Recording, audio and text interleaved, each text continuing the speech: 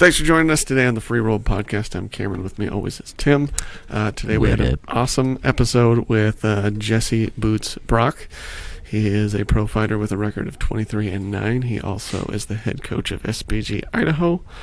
We had an awesome talk about him ranging from being an athlete to being a coach to being a business owner. A lot of his personal life, going through wrestling, where I believe he was a Pac-12 champ wrestler a couple of years, and then has had a very successful MMA career, and he's the current 135-pound champion at Front Street Fights here in Idaho.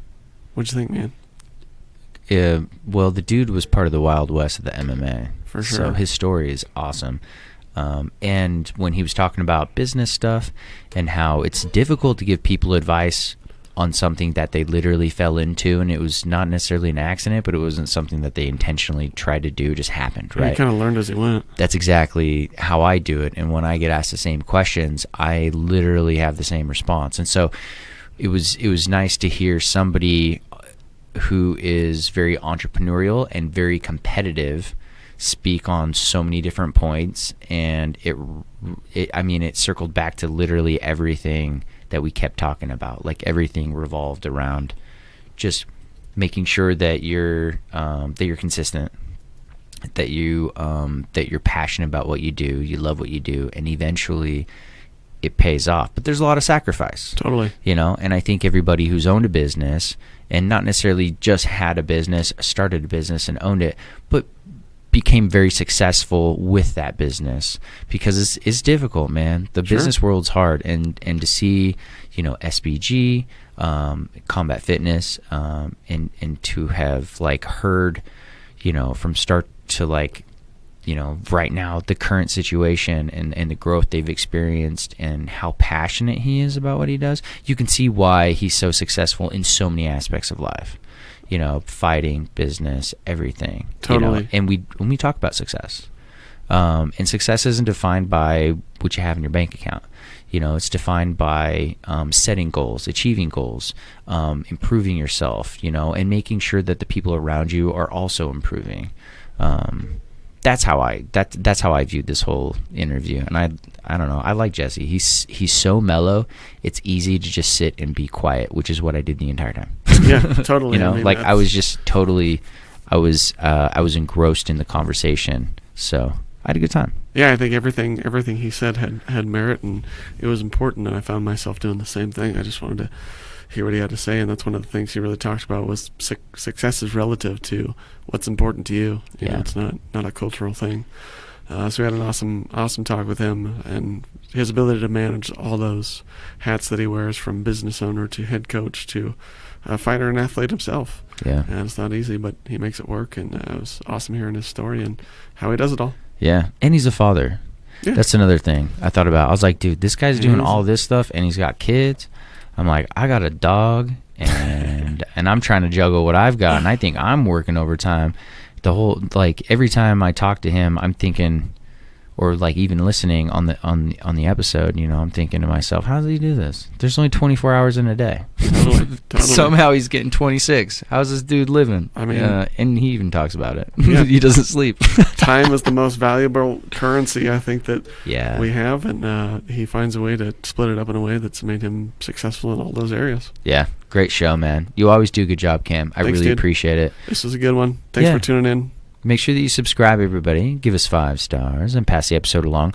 And if nothing else, make sure that you have a wonderful rest of your day. Any shout-outs? I don't have any shout-outs. Okay. Then have a wonderful rest of your day as well. Yeah, have a great rest of your day. Nobody's paying me. No shout-outs today. Peace. Shut up and sit down.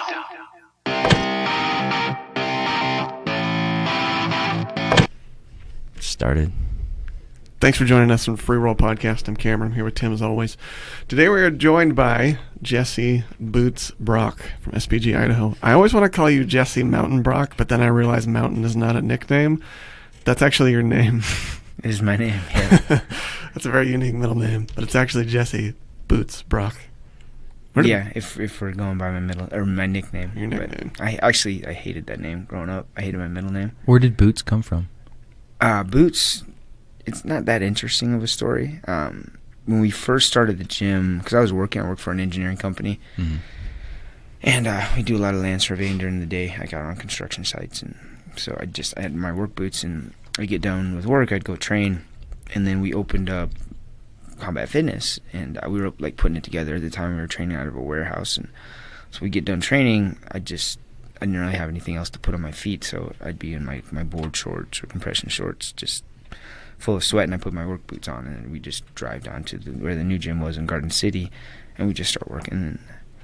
And I just think I looked particularly silly one day, and one of the guys there, I forget who, just said, "What's up, Boots?" And I kind of stuck, so it's not that interesting. Yeah, no, not really. But still cool though. Yeah. At least you got a nickname. I don't have a nickname.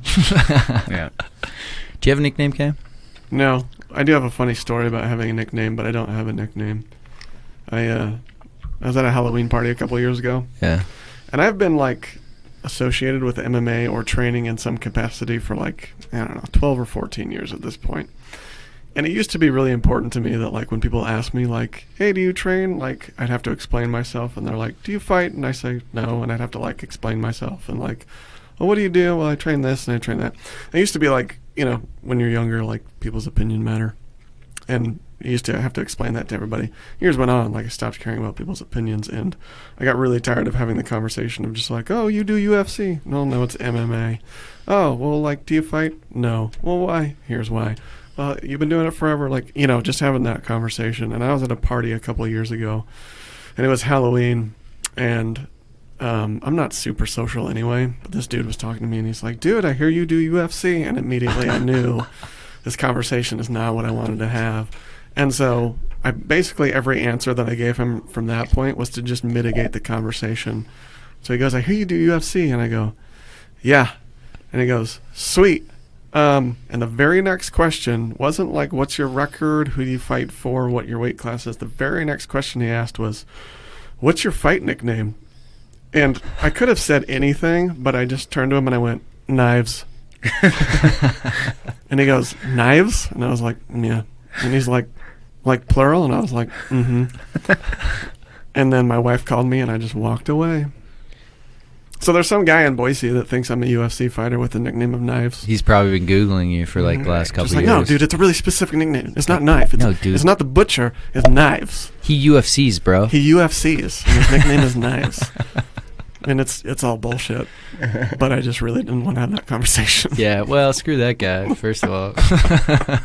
For wasting your time. But no nickname. But I do think it's awesome that our gym, we're kind of unique with nicknames. I kind of feel like you got Boots, Scott's, Tickle Fight, Tomets. Mm-hmm. I mean, your story, you're like, yeah, it's not very interesting, but it stuck. That's like everyone at the gym, like Steve, Pork Pounder. Right. That is not an interesting story, but it's stuck. It sounds like it could be a very interesting story. Steph, Hedgehog, again, silly, but it's stuck. El Calamar. El Calamar, yeah, that's right. We went through a bunch trying to figure that one out, but that was a good one. The Squid for Elmir. Who else has nicknames? Kyle Frost, what's his? He made his up. Yeah, see, the worst ones at our gym are the ones that people made up on their own. Like Kyle, is it Sub-Zero? Sub-Zero. Yeah. And then Young Guns Jorgensen. Yeah, Scotty, he nicknamed himself. I didn't think you could do that. I didn't think so either.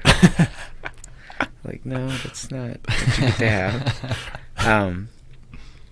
Didn't George do that in Seinfeld? Nickname himself T-Bone? Yeah. But Neil Watson in accounting had it, so that's right. They couldn't have it. That's right. Cruz, Hurricane. I don't know who gave him that one. He's had it for a while. Yeah, probably before he came to us, right? Yeah. I think his old coaches did. So yeah, probably. It's fitting. It is, definitely. I mean, but I think the best names are given to you. They're not the ones that you pick, and they're just meaningless. Right. It's got to mean something, even if it's silly. Well, let's go back to the beginning. You started out wrestling, right? Yep. How old were you when you started wrestling? Oh, boy. And where? 3rd grade. I was, I knew my dad had wrestled. I didn't really know much about it. I think he took us to a local high school match at one of the high schools, and I was more concerned with just getting food at the concession stand than actually watching the matches. I was a bit younger, though. And then there's a flyer being passed around my elementary school because in our area. So Chugiak High School was where all of the elementary schools eventually fed into. And they did a thing, it was called Little Grapplers, and they would send like 2 high schoolers out to every elementary school, and they run practices for 2 weeks.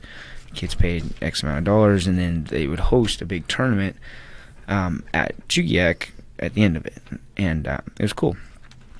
So I saw that flyer, I took it home, and I knew my dad had wrestled. I don't know why, that seemed like something I wanted to do, because I'd never really shown any interest before. I like sports, I knew that, and I was just bad at all of them. I was bad at baseball and basketball, and I never played football. Soccer I was terrible at. And so yeah, I showed up. I got third in my first tournament, and that was it. I felt like I was good at something. I think I lost my first match. I got pinned. I don't remember anything about it other than I was in a cradle, and I was a kid that had wrestled before, so he had a bit more experience, and it was just like kind of a whirlwind. And then by the time I kind of came to, like, I was on my back and my knee was in my face and like in my eye socket, and then the ref had stopped the match, and I got up and I was crying, you know. And then I came back, I won my next 2, I got third. Nice. And yeah, that was it. So we did a couple more tournaments that year. I did okay at the next one. We went to the state tournament in Valdez, and I got beat every match. But yeah, I did the Little Grapplers tournament again the next year, and then we started doing a few more. I still didn't win any matches at the state tournament till like, I want to say my 3rd year, and I got first. And yeah, but by then I was a wrestler. That's what I was going to do. I just kind of knew it, and because I wasn't like a great athlete, but for whatever reason I didn't get tired in wrestling matches, you know, and so I think for whatever, my body just was able to adapt to that type of activity pretty well, and I knew I had a pretty high pain tolerance, so I realized that was an advantage in wrestling matches. I could take some pain, and so yeah, I just kept doing it. So just getting out and experiencing it is what made you fall in love with it? Yeah, I think finally being good at a sport, or feeling like I was. I also, doing team sports, I didn't like the fact that I didn't get to be out there the whole time. Like, that bothered me a lot. Basketball, I hated when the coaches pulled me out of the game. They just wanted to play. Soccer the same way. Baseball was just like, I'd played baseball longer than any of the others, and I was really bad at it. Like, I couldn't judge a fly ball at all. I was way better at third base than left field. Those are my 2 positions, because I got hit in the face by so many balls, like just overrunning it, or just like, you know, go over my head. And but I didn't like the fact that I wasn't able to be out there the whole time. Right. So wrestling was the first sport where I was like, coach can't pull me out. It's just me, you know. And I enjoyed the fact too that I was wrestling kids my size, which wasn't always the case in a team sport. So yeah, that was kind of it. I did a few other sports. Like, I was a runner. That always seems to go kind of hand in hand, at least in the smaller weight classes with wrestling. And then I switched to diving in high school, swimming and diving. And so that was my one other sport that I did in the fall. So when you say running, do you mean like distance running, cross country? Yeah, cross country, and then I did the distance events and track and field. Oh, nice. Yeah, I didn't run anything less than like a 400 ever. That was one thing I remember they pushed at our high school, was for the wrestlers, they wanted to make sure they had a sport in the spring, and so they said cross country because it'll help kind of translate just the cardio and fitness and so I think really that's kind of an old school way of thinking about it, because wrestling matches are 6 minutes, right? You know, 5 minutes. Not a long endurance. Yeah, well, 6 in high school, 7 in college. So yeah, I mean it's like there's periods of explosiveness. Like, you got to scramble, you got to move, you got to drive through the shot and finish. So, like, I think it's good in some ways, like distance running, but just because you're a good distance runner doesn't mean you're going to have the cardio to win a wrestling match. You know, it's just, they're different. I think it's kind of an antiquated way of thinking about it, but I could be wrong. I haven't actually done any research. You can tell me if you agree or disagree. I feel like cardio is a very understood thing, because I mean, we see it in the gym all the time when people switch from one art to another. Just in martial arts, it doesn't always translate. Like, I felt years ago when I was boxing, my cardio was insane, like on the bags and hitting mitts and all that stuff. I get on the mat for like 2 minutes and I'm dead. And it goes like vice versa. I see people that can roll for like 15 minutes straight, put them on a bag for like 3 minutes and they're dying. It's weird how there's obviously some crossover, and it's weird. I don't really understand it, but at the same time, one sport to another doesn't always measure. No, I one of the things that irritates me is people that say they just need to work on their cardio. I'm like, because I don't know what that means. Like, that's painting with broad strokes. Right. So you're telling me you get tired when you fight. Mm-hmm. Okay. Well, like, how are we going to fix that? I mean, you're just planning on running a bunch? Like, that again, that running isn't the sport that you're doing. How do you feel about running as part of, like, cardio training for fighters? I like it. I haven't ran personally in almost 3 years. But that was just because my hips started hurting me a lot. And I enjoyed it for some reasons, or several reasons. Number one, it gave me time to think. I enjoyed, like, just going out and just kind of unplugging. I think there is something to be said for, like, a runner's high. I think that's, like, but, to me, that's more, like, just therapeutic reasons. Mm-hmm. I don't know if it actually helped my body that much. I do think it does make your legs stronger. Like, my old coach used to have me run on my toes. Same. And it did make me stronger. My calves, my ankles, like, I could be up on my toes a lot more, because of that. And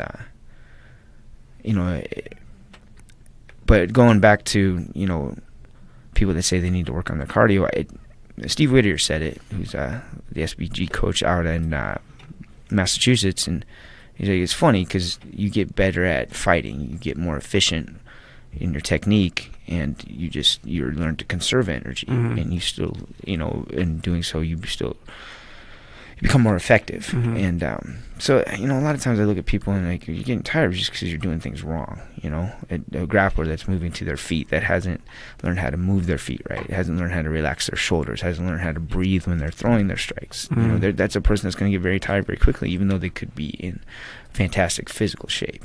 Totally. So it's like, I don't think there's something to be said for strength and conditioning, absolutely.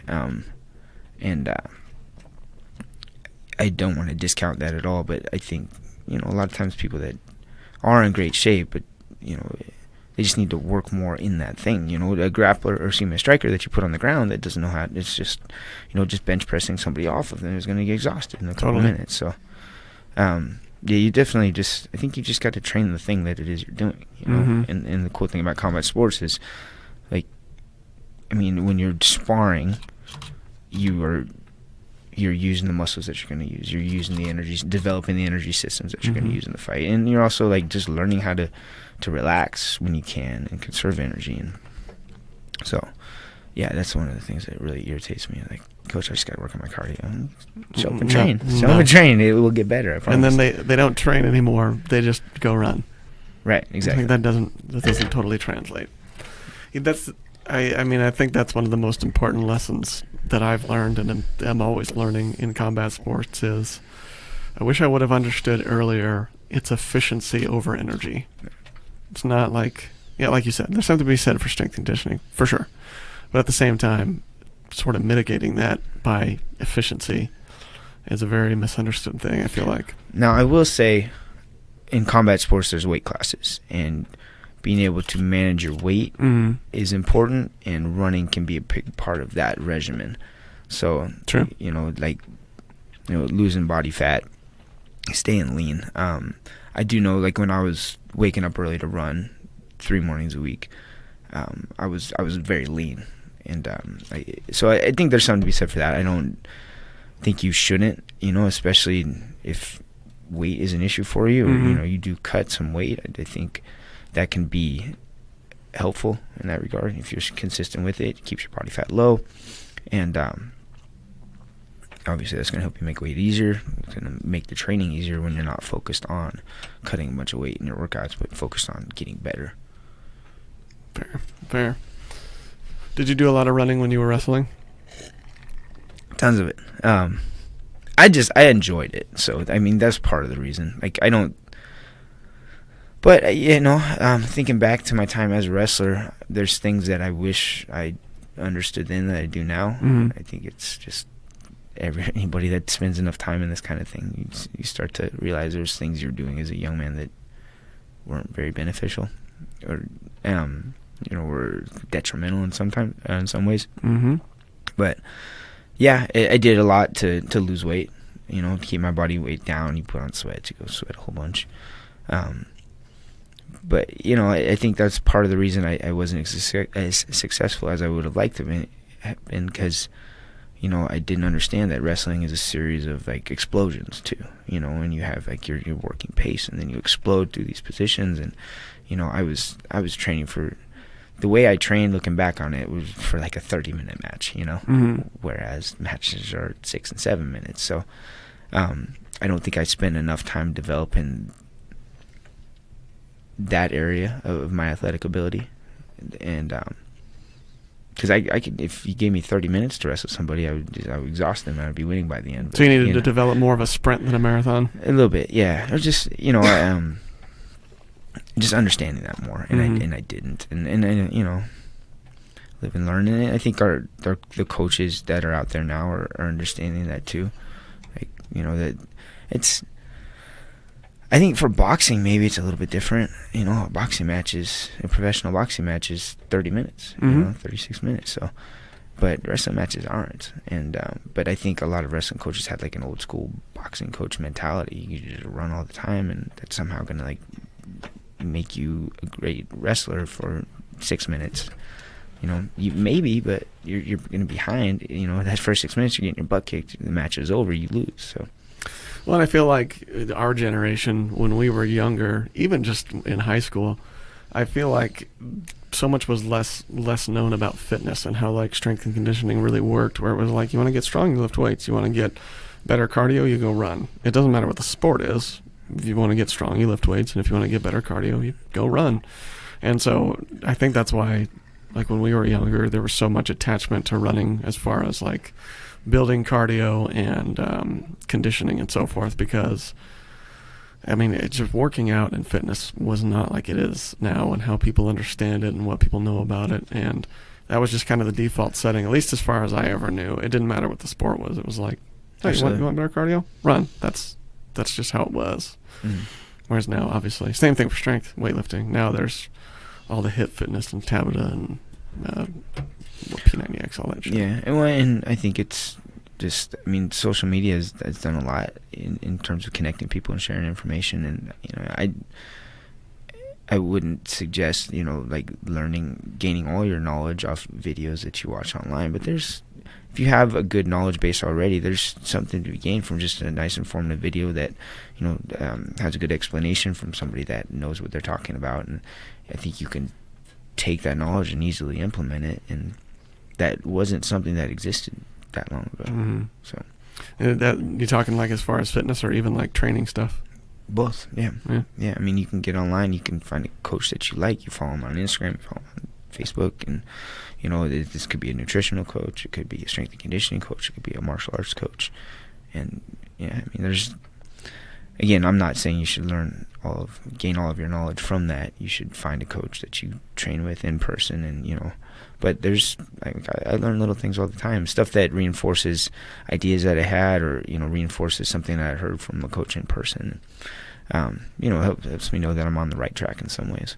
How do you differentiate between the techniques that are shown online that are useful and that you trust versus something that you just look at and you're like, oh, this is stupid, I'm never going to use this? Like, how does somebody earlier on, especially, you've been around it forever, but what would you say to somebody who's, white belt, blue belt, or just early in their MMA training? How do they know the right way to use online video training as a tool? I would say just avoid it in the beginning. Just completely? Yeah. I think it was John Frankel mentioned it the first time I heard it. Somebody asked him the same thing. He's like, just get off YouTube. Don't watch it. Trust your coaches. And he's like, and I think he's echoed a similar sentiment, in that there's sometimes stuff you can learn, but in the beginning, you're going to, number one, overwhelm yourself. And I tell people that come into the gym all the time, like, there was a lot just for me to learn in the beginning, and I actually got overwhelmed quite a bit. And I was a collegiate wrestler. I understood combat sports. I understood training. I was a collegiate athlete, and I just remember there's times just being so overwhelmed. I'm like, there's just so much to learn, and I can't imagine, like, you know, seeing these, just being inundated with these videos every time I got on social media, and I think it would have been made it worse. You know, I'll just use striking as an example. I don't think there was anybody that was bad as I was when I started, like, trying to learn to punch and kick. I was pretty awful. And, you know, and my coaches in the beginning, they had a lot of knowledge. I think they may have been trying to teach me too much too quickly. And that was through no one's fault. You know, I wanted to get out there and I wanted to compete. Like, I had my first fight, like, in a month and a half of training. So I was far from ready. And, I remember there was one point where, like, I don't even really know how to move my feet yet, and yet I'm trying to, you know, do these long, elaborate combinations. It's not working. So, I think I started, like, simplifying my approach a little bit. I'm gonna learn how to move. Mm-hmm. I'm gonna learn how to not get hit, and just get to the position. If I don't throw a punch on my feet, I don't care. Like, if I'm able to move around and exist in this world, you know, in this part of the fight long enough to get a hold of somebody, then that's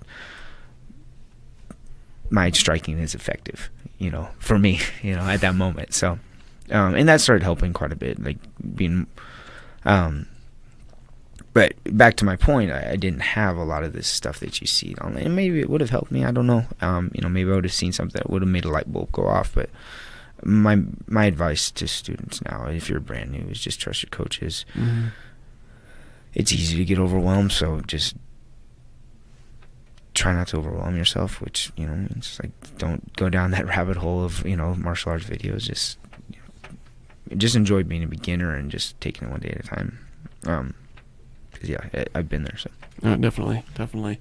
I mean, I think there's good stuff you can take from it, and I think, just to echo your sentiment, early on, I feel like it's dangerous, sort of, but later on as you go, I always compare it to, like, you know, being like a carpenter or something. You're not going to walk in the first day, and if somebody says, like, I need you to build a cabinet with that cross-action slide miter saw, and you're like, that looks like a really cool tool, I'm going to go play with it. Like, no one's going to let you do that.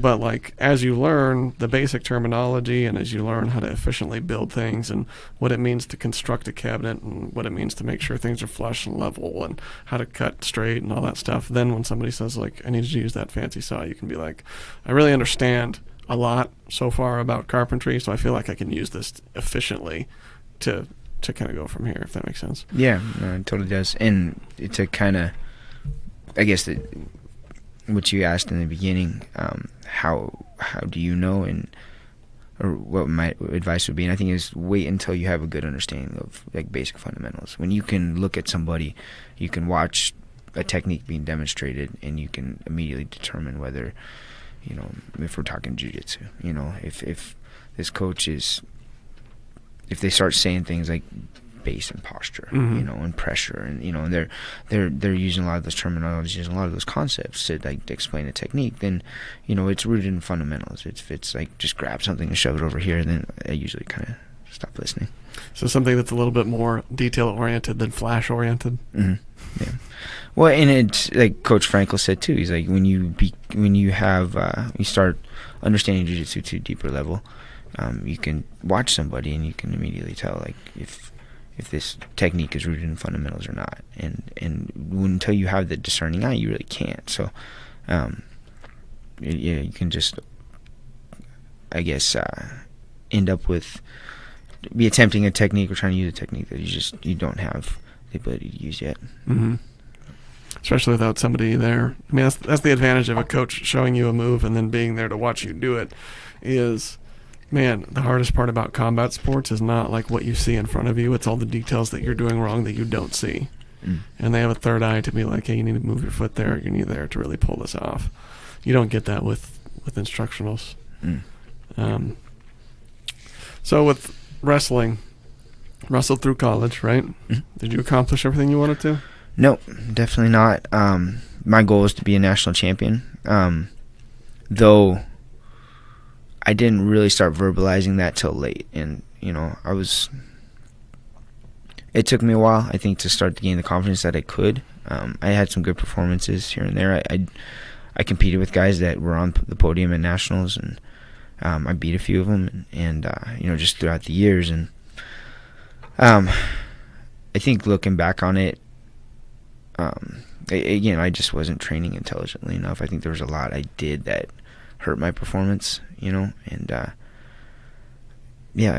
think I overtrained a lot of times, and I think that comes from a place of just kind of being insecure and not thinking I actually had the ability, not believing I had the ability. But I see it with guys now, and and I always have to remind myself not to overtrain, because you feel good when you get done when you're exhausted and you're like, you put the work in that day, and but then you get away from the gym, and a lot of those negative thoughts starts to creep in. Well, how do you manage that? You go and you train your ass off, and you get exhausted, and as you get closer and closer to a fight, that stress is going to increase, and so that's why I think people train too hard as they get close to a fight. It helps them manage their emotion.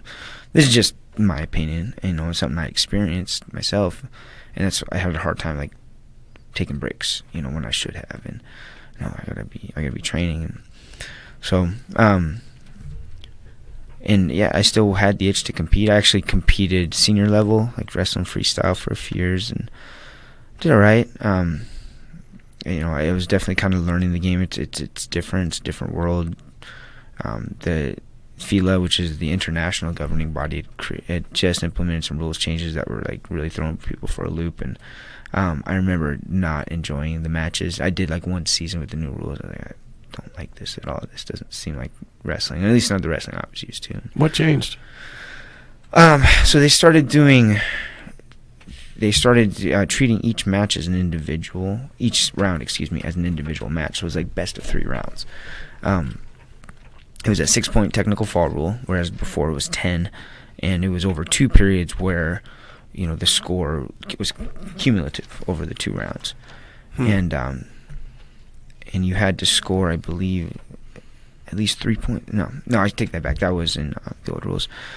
But in theory, you could beat somebody 6-0, and they could beat you like 1-0, 1-0 in the next 2 rounds, and then you lose the match, even though you outscored them 6-2. Mm-hmm. And I know this because I actually won matches that way, and it was silly. This guy scored more points than me, yet I got my hand raised. That seems, that doesn't seem quite right. Yeah, and the conspiracy theorists will say that they did it because it takes endurance out of the match a little bit, and a lot of people think that they did it to create an unfair advantage for the Americans, because Americans are big on cardiovascular endurance, and they score late and wear a guy down over the course of a match, and so but it was just changing. The sport was changing, and I didn't enjoy it. And I remember I wrestled my last freestyle tournament, and I'd actually qualified for the world team trials. I won like a regional qualifier out in Wyoming, and so I was qualified for the trials. I didn't need to wrestle at the open. I did anyways. I got drawn into like the day 1 bracket, and I think I won 1 match, and then I lost my other 2, and so I didn't even make it into the actual tournament. And but I still qualified for trials. I got the paperwork sent to my house. So rewind. I had a friend. He was living in Yucca Valley, California. He drove over from Vegas to watch me wrestle. I was out the first day, and I wasn't enjoying it. It was different. I was coaching folk style, yet trying to wrestle freestyle. And there wasn't a lot of guys that were doing the same thing that I was. So like I had to like make time to train for freestyle, and but I'm trying to help these guys out, so I'm on the mat with them, and it was kind of lonely. I wasn't really enjoying myself that much, and my buddy came. We got in his car and we drove to the Joshua Tree, and we climbed for like 3 days, and then I came back home, and I had a buddy going. He was graduating flight school. I flew out there, just drank a lot for like those 2 or 3 days, watched him graduate, and I came back home, and I was like, I'm just gonna take a break for a little bit, and I was substitute teaching. I think I would like go sub during the day, I would come back. I think I would like maybe go lift weights or something, and then I would just start. I was drinking and building a tree fort in my backyard. And, I don't know. It was a weird time in my life. And I think they sent me the paperwork. USA Wrestling did, like, okay, World Team Trials is coming up. This is what you need. I think I just dumped it in the garbage. And I have a few regrets. I wish I would have gone, just to be there. So I did it. I wasn't sure what I was going to do then. I knew I didn't want to wrestle anymore. And then Scotty Jorgensen had been training. I knew kind of peripherally what he was doing. I hadn't been down to the gym at all. And he said he had a fight coming up, and it was his first amateur fight, and he asked if I'd just come in and train with him. Like, just maybe wrestle, just to kind of push him. He said there wasn't a lot of people his size at the time.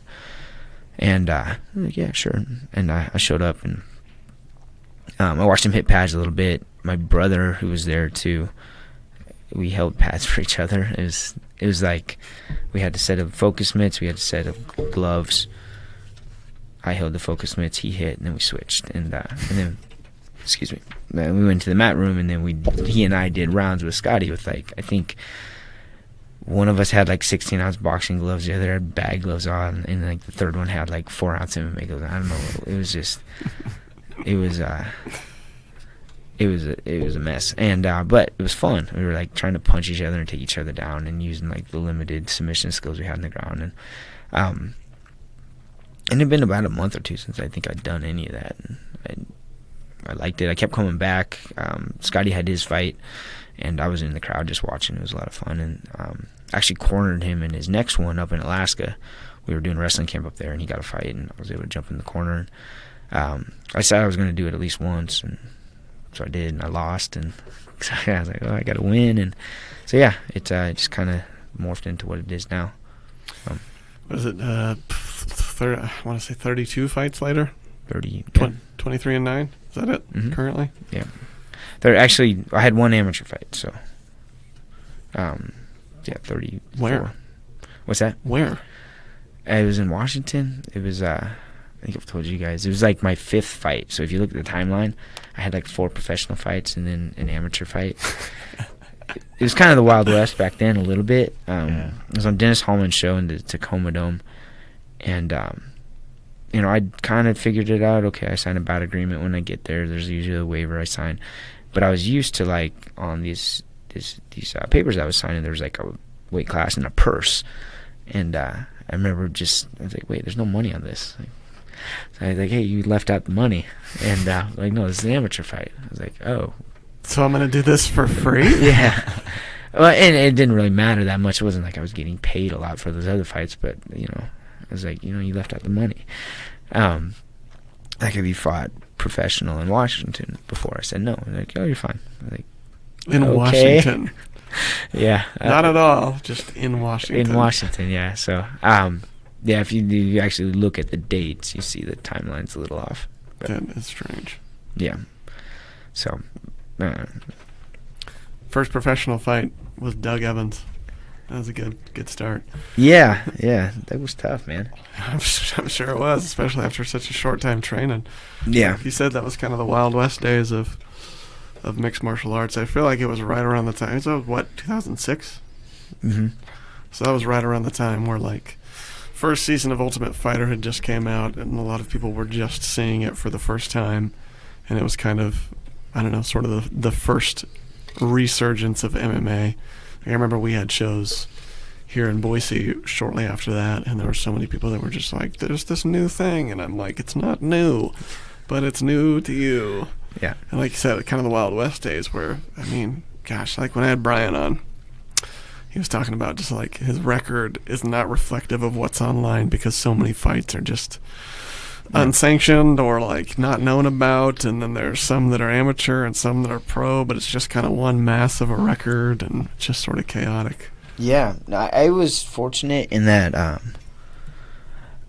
I knew that I think I'd been around Brian a little bit, and just some of these other guys that I knew had way more fights than what I just, for some reason, that bothered me a lot. So I made it a point to, like, if a promoter didn't record my fight, like, I bothered them. I was like, you need to, report the results. Like, I want my record to be what my record is. And and so like that was a lot of my own doing. Otherwise, my record would be a little different.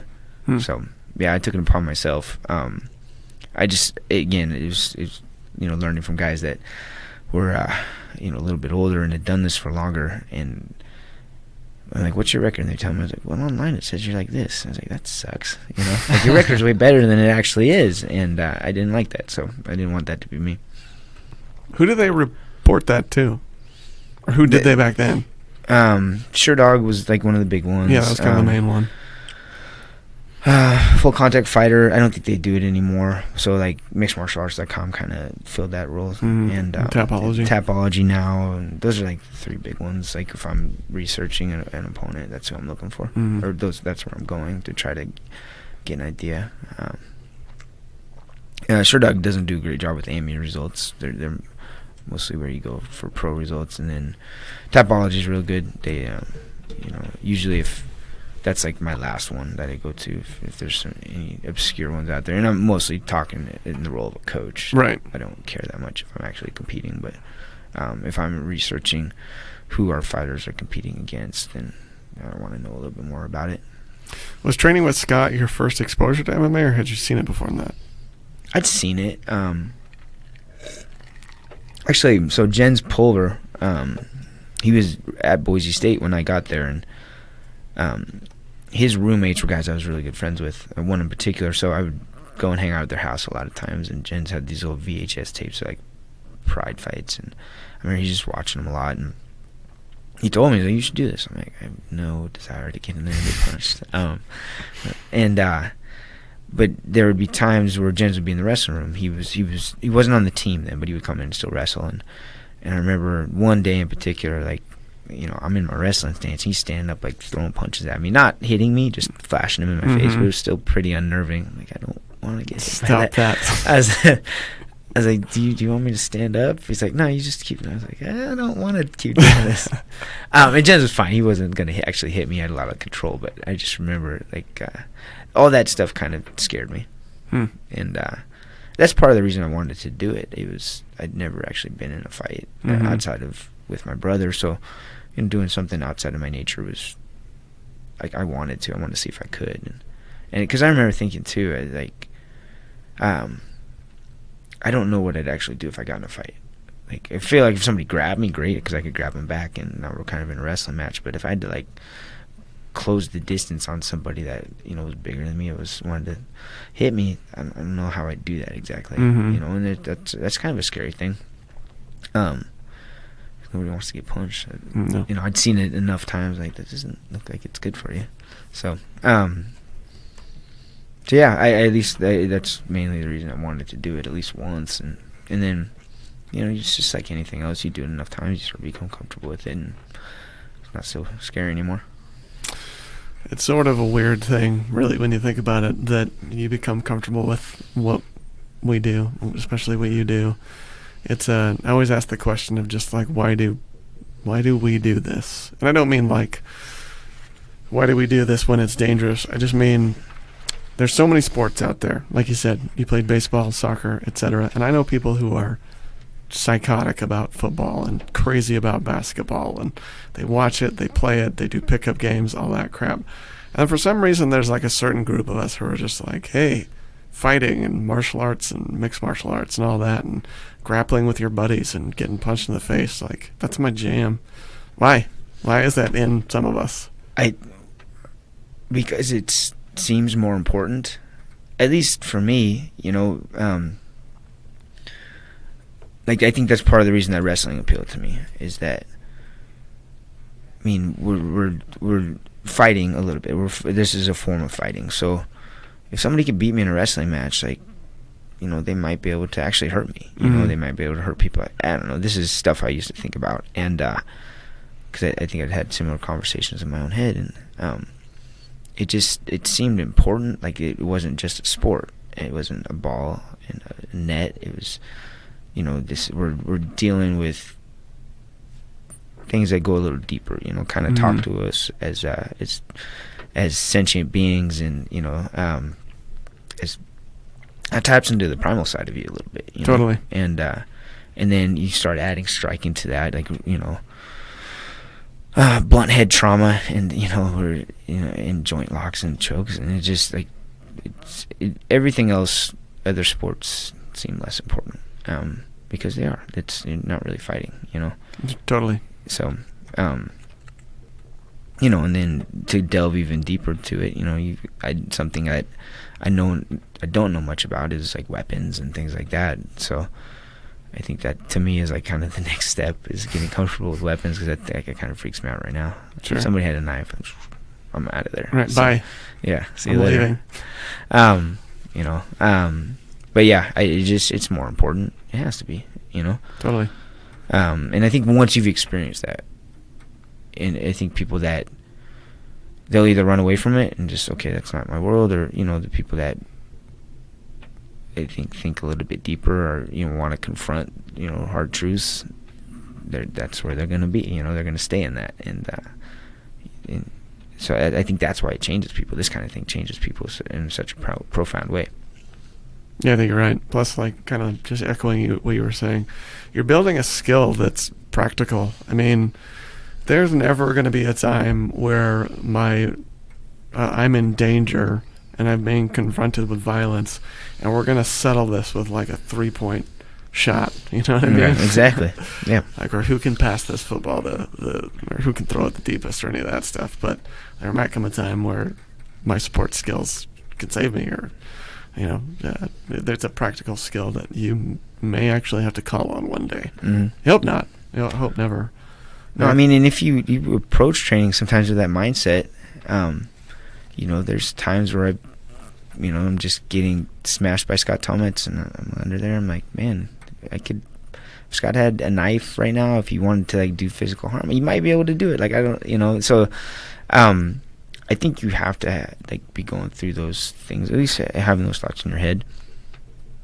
Maybe not, I don't know. Mm-hmm. But to me, that's why it is important, and that's why I think it's so important for kids, even if they don't become athletes, to be exposed to this kind of thing too. Totally. I think it gives you a very good relationship with violence, and that's important, man. Really. Yeah, I mean, I think fighting is way different than people think it is. I mean, it just really is. I remember being a kid. I had 4 older brothers, and they'd all beat the shit out of me. It was great. But we all loved martial arts, and all my other brothers did martial arts too.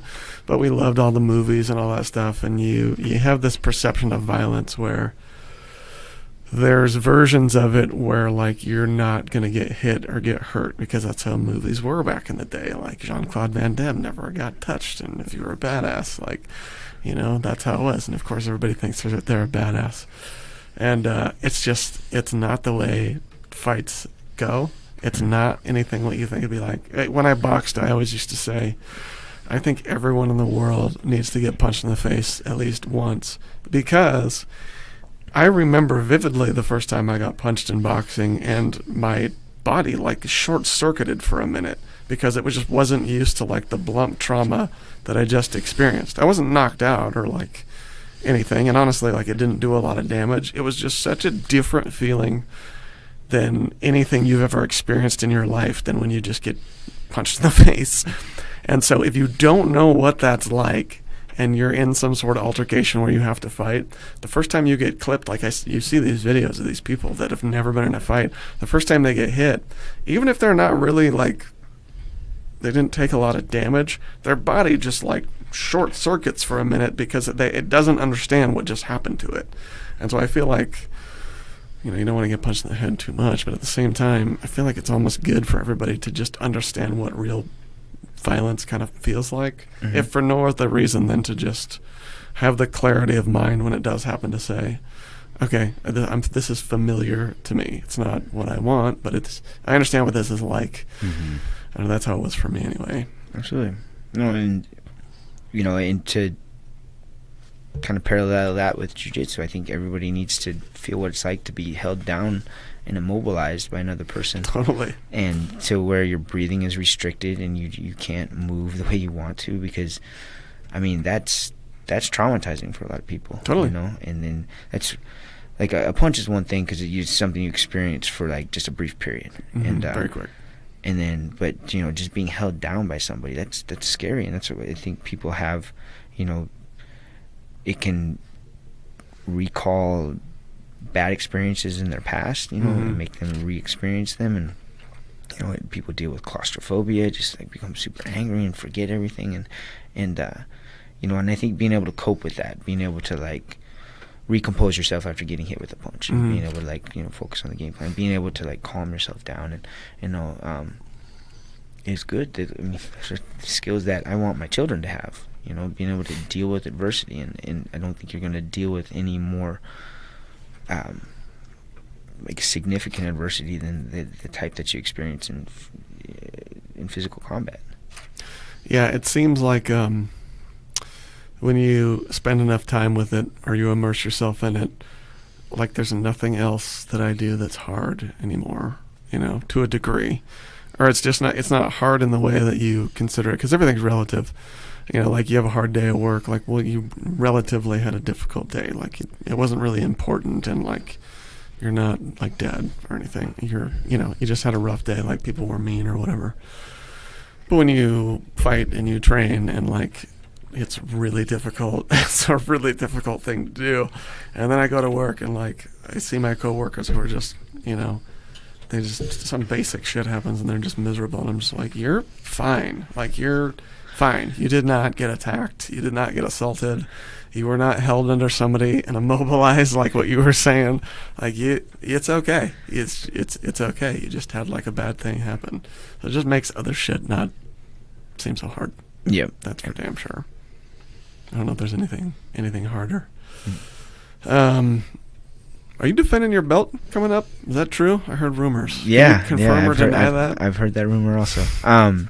Yeah, no, it's the contract is signed October 20th, so you know, still a little ways out, but I'm excited. It's been a little over 2 years since I've gotten in there, so kind of itching to do it again.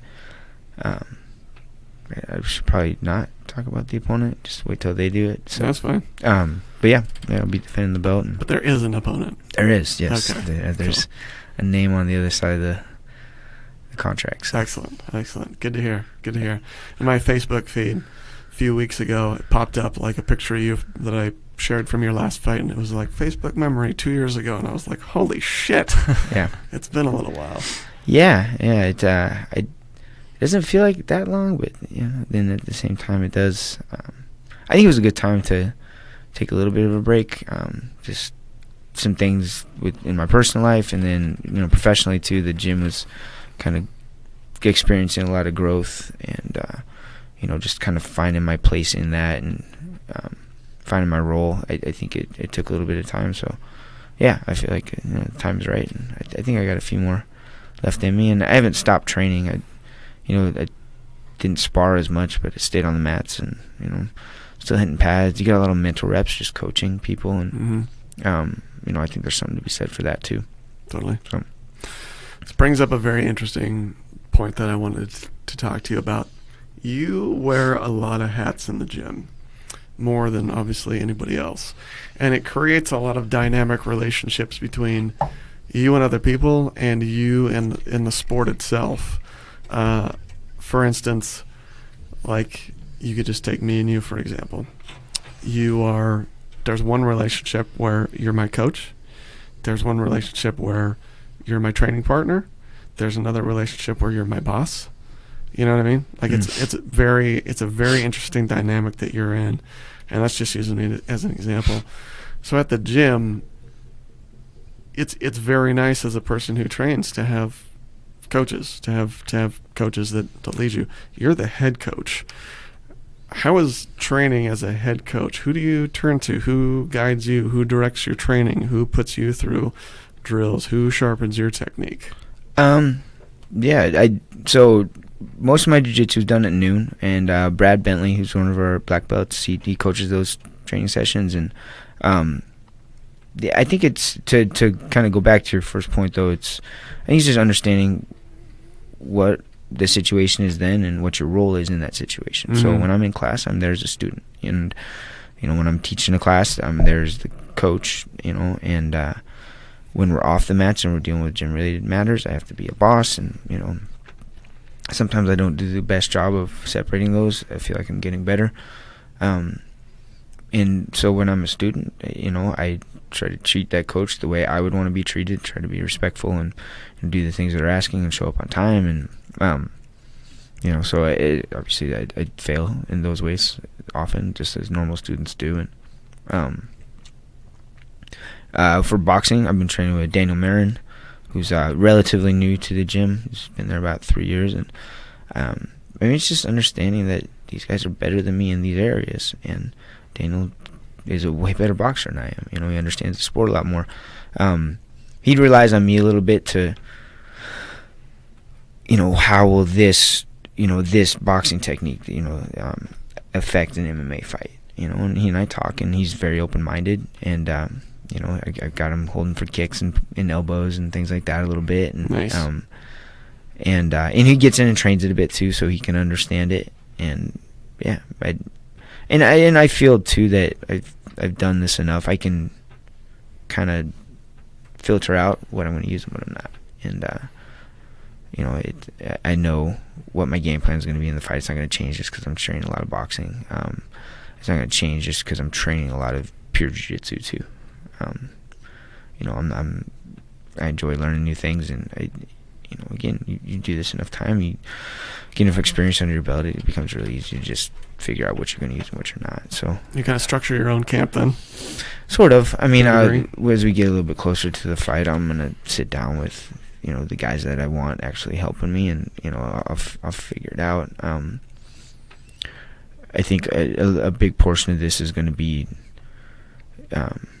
making sure I'm doing the right things for my body so it's primed and ready, so I can display my skills to the best of my ability on fight night. And I think left to my own devices when it comes to the strength and conditioning, which we touched on earlier, I'd probably end up doing too much because, again, I'm fighting that battle in my head of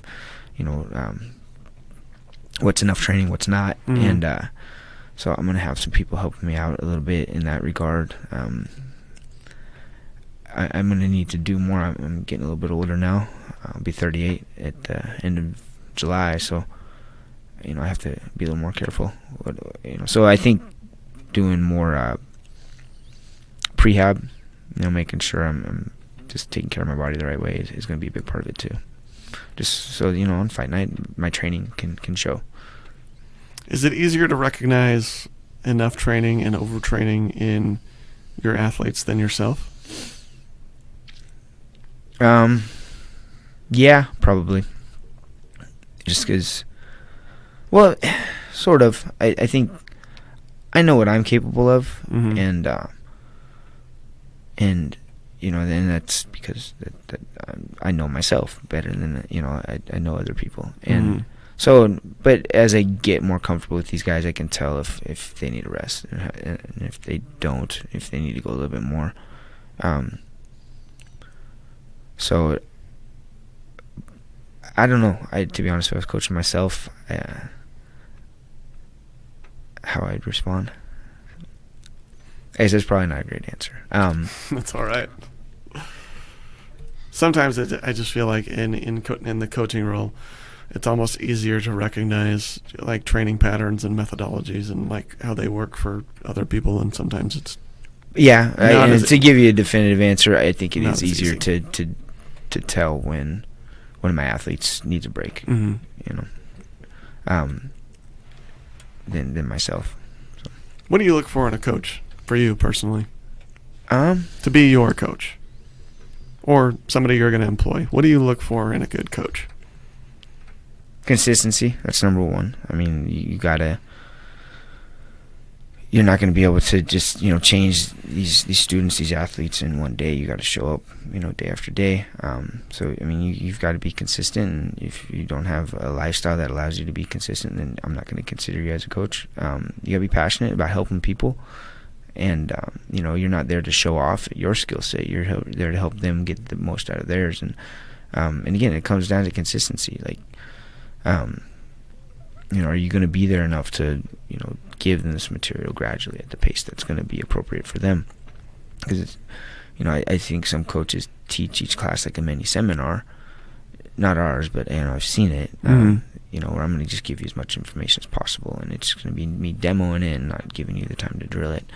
And at the same time, you want to make sure you're giving them enough so they're pushed and challenged, and you got to, in a class you may have a wide range of skill sets too, so you got to kind of find a happy medium. So, but you don't learn those things unless you're coming again and again. You're consulting with other coaches and just willing to be part of a team. And we're fortunate at our gym. We've got a lot of different guys, a lot of different coaches that have a lot of experience. And so if I'm ever unsure of something, I can reach out to some of them. And and then to go even further, we're part of Straight Blast Gym, which obviously we have, in my opinion, some of the best coaches in the world, just one phone call away. And so if anything, if our group can't figure something out, I can always reach out to one of them. But I would say consistency and passion. I think obviously the skill set too. Knowing the X's and the O's, but a lot of people have that. So yeah, those are the two things I look for. Is it?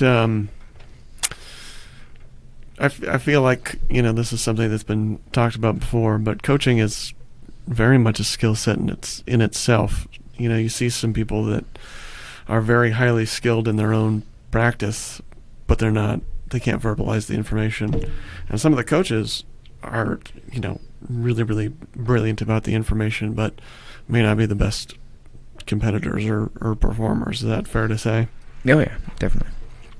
Yeah, and it's, you're teaching a class basically. A lot of the things that are going to make good classroom teachers, you're going to employ those same techniques in a martial arts setting, in a physical setting, which coaches exist in. So, you've got to teach yourself how to teach, and it takes a lot of feedback, and it takes people telling you if you didn't do such a great job. And I can usually tell if I didn't do something well. A lot of times I have a picture in my head of what I want the lesson to look like, and it doesn't always turn out that way. And I'll log that information for next time. Okay, when we do something similar, this is how I'm going to change that drill. This is, I'm going to only give them this much and make sure we have this much time to drill it. And so, I think that's pretty easy if you're flexible and willing to adapt, and you understand that you're going to make a lot of mistakes, and you're not going to be perfect all the time.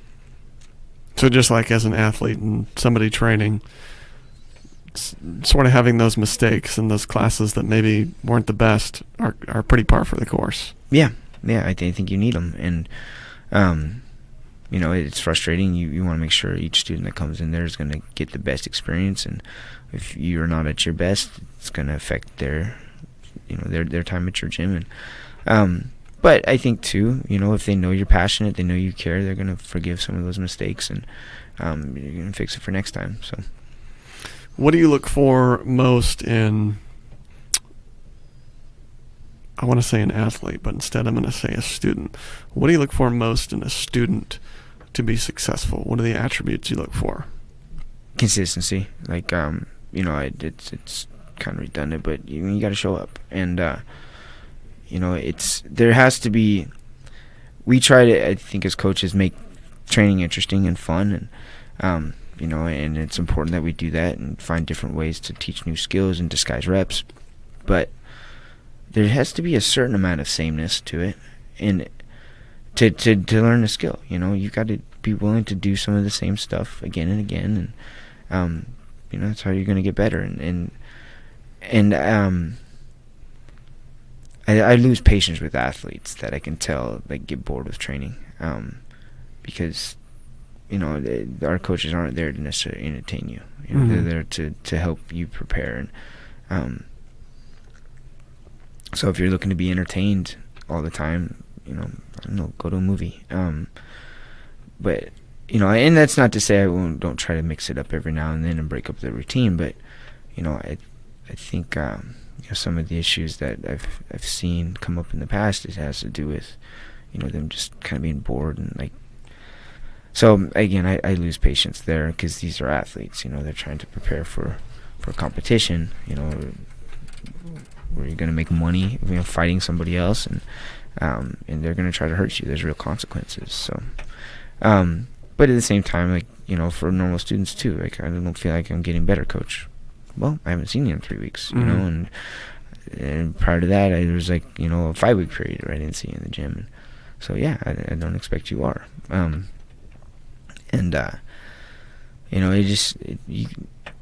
there's a process to learn something, and you know, it takes a lot of hours. It takes just time. You know, you go home, you sleep, you take care of your body. Your body can process the information that it learned that day, and you know, and everybody's different too. You know, not some people pick things up very quickly, some people don't. So consistency is the thing I look for the most. You know.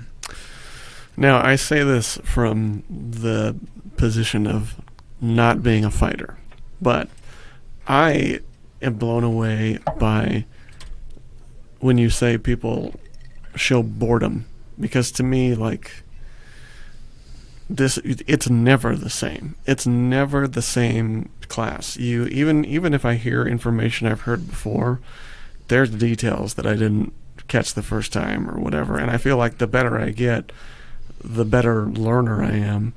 And for God's sakes, we got boxing, Muay Thai, Jiu-Jitsu, wrestling, MMA class. Like, there's so much to be. I mean, if it's for entertainment value, there's no shortage of entertainment as far as what we do, and you're always learning something. Is it maybe an issue of like passion, or dare I say commitment sometimes? Yeah, and I think to go back to the earlier part of our conversation where, you know, why do people fall in love with this kind of thing? Why do they become addicted to it? And, you know, I think it's understanding, like, that it's an important thing. And, you know, I think when you look at it through the lens of, yeah, I'm fighting another person, you know, and these are skills that I need to call on someday in real life, you know, to protect myself, to protect my family, you know, and obviously using the ring if I'm fighting somebody for money. So, you know, maybe if people haven't had that conversation with themselves, if they haven't looked at it through that lens, then, you know, it's not as important. And then, you know, if it's not important, you're not going to be passionate about it. So, definitely.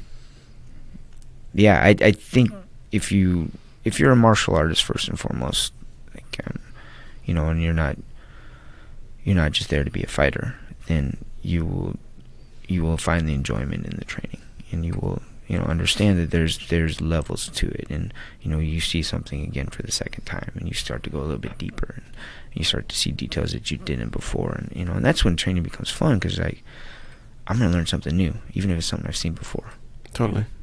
And Kane Prevost mentioned it one time. We were doing a coach's corner at camp, and they had me demo a technique, and I don't think I did a real good job, and one of the things, Kane sat a lot of us down, and he said, you know, there's just kind of, as he's a teacher as well, so he was able to kind of break down ways we could have taught the material better. But, you know, one thing he said that struck me is, like, you know, if you're dealing with higher belts, a lot of times, like, simpler is better. He's like, you know, because they're going to be able to take that simple thing, and they're going to be able to dive a little bit deeper into it. And, you know, and since then, and then I realized that I was a purple belt at the time, that's true. Like, I had kind of gotten to that point with my jiu-jitsu where I like something that I've seen before and very simple, but now there's just parts of the technique I didn't pick up before. And, you know, if we keep it simple, we keep it within, you know, these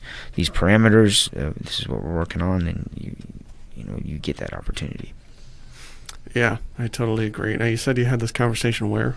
This was at fall camp, so it was in Seattle.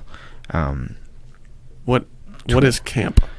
Camp, so SBG, they do training camps. Well, I say training camps.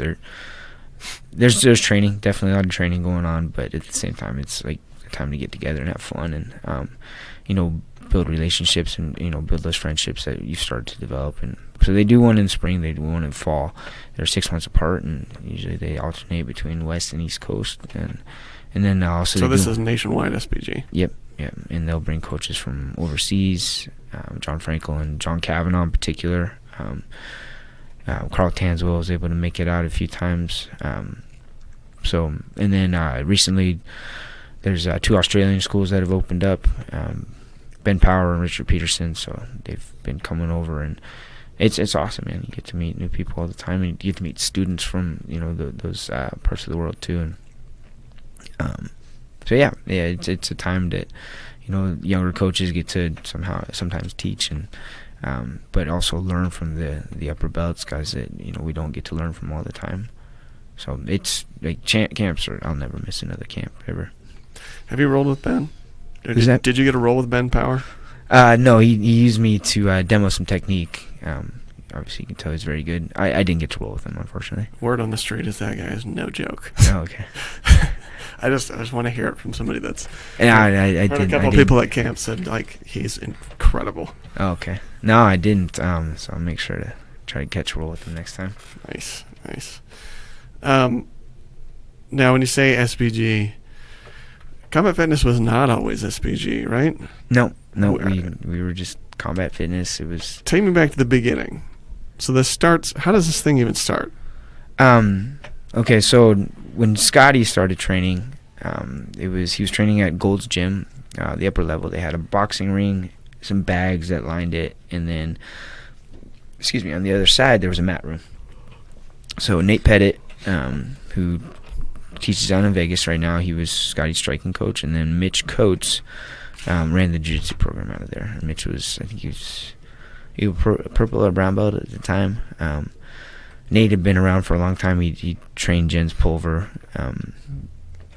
and coached him to some UFC victories. And actually, I take that back. No, Nate did most of his training, but then when he left to go to Militich, Pat was there for his UFC fights. But so yeah, I started training with Nate and my striking, and Mitch with my grappling, and then there's some other people kind of in and out. That's when I met Matt May and Brian Weber. Freddie and Bill came on at that time. I think Freddie was training in Gold's Gym with us, and they ended up shutting the program down in about 6 months, I think. And they shut the program down, and so we moved into the Boise State Wrestling Room. Scotty and I still had a great relationship with the coaches, and they allowed us to use it after practices were over. So we were going there. At that point, Mitch wasn't teaching jiu-jitsu. I think he opened up a different school. So Jason Flynn came on board, was teaching a lot of the jiu-jitsu there. That's when we met Bill. And so we were there for maybe another 6 months, and then the administration caught word of it, didn't want us in there. We were going to, pay whatever fees we needed to be able to use the facility, but they weren't having it. So you just needed a place to train. Yeah, we just needed mats, and that was. And then we moved into a promoter's warehouse. Casey Thompson used to do a lot of the local amateur and pro promotions at CenturyLink, and so he had a warehouse that he let us put a cage up in and some mats, and so we were training there for a bit. But at that time, myself and Scotty had started talking, and just realized, the way other people train, they had a gym that they could go to. It was the facility that was solely devoted to training, and so we started talking to a friend of ours, Justin Sarnowski, who had worked at Hawkins Company, which is commercial real estate, and his friend Rob Dickinson. We met him, and he was an MMA fan. We got along with him well. We ended up forming a company with the 4 of us. So myself, Scotty, Justin, and Rob.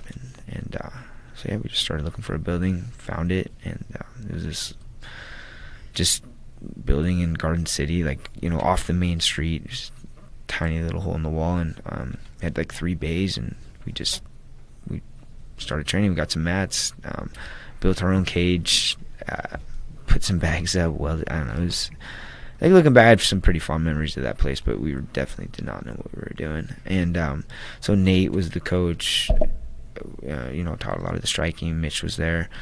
I think Mitch ended up leaving again. Jason came on board. I mean, the coaching staff took some different forms, and then we all kind of went our separate ways. At that time, myself and Scotty and then Matt and Freddie and Bill, we were ready to like step into coaching roles, and yeah, it just kind of worked that way. And then we ended up being able to, at that time too, we realized that we were going to have to get bigger to actually make the business viable. You know, we couldn't just keep putting our own money into it. So we that's when Thomas came on board. Actually, he was from the area. We knew him from Boise State Wrestling. He got out of the service, came back to Boise, and had some money that he wanted to invest. So, you know, with his investment, and we were able to find the facility we're in now.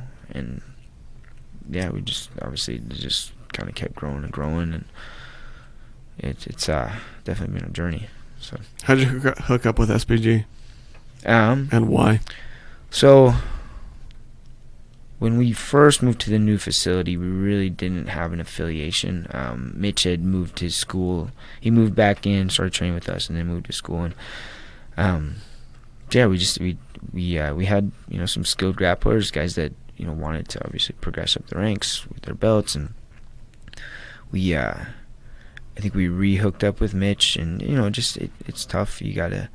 Mitch was running his own gym, so, you know, being an affiliate but competing for students, it was a situation that wasn't built for the long term.